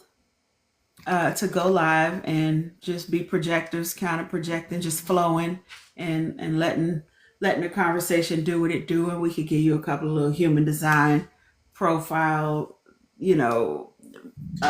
blueprints if you're into that kind of thing. But we want you to know that we are here to help clarify. We are here to see you. If you don't feel seen out in the world, get you a projector in your life. We will see you. And if you need to see yourself as you are, and to also have someone help you move toward where you want to go, get you a projector in your life. And I'm not just saying that. These are just the facts. We have receipts. So I'm Goze, the Black Love Permissionist. And Tan, if you'd like to say anything else before we sign off. Nope, I'm Tan. I'm Tan Lee. Peace. Have a good night. Ow, sugar drink. Nice to meet you, Naomi. Well. Nice to meet you. See you next time. Bye-bye. See you next time. Night. Bye. Bye, Guzzy. Bye now.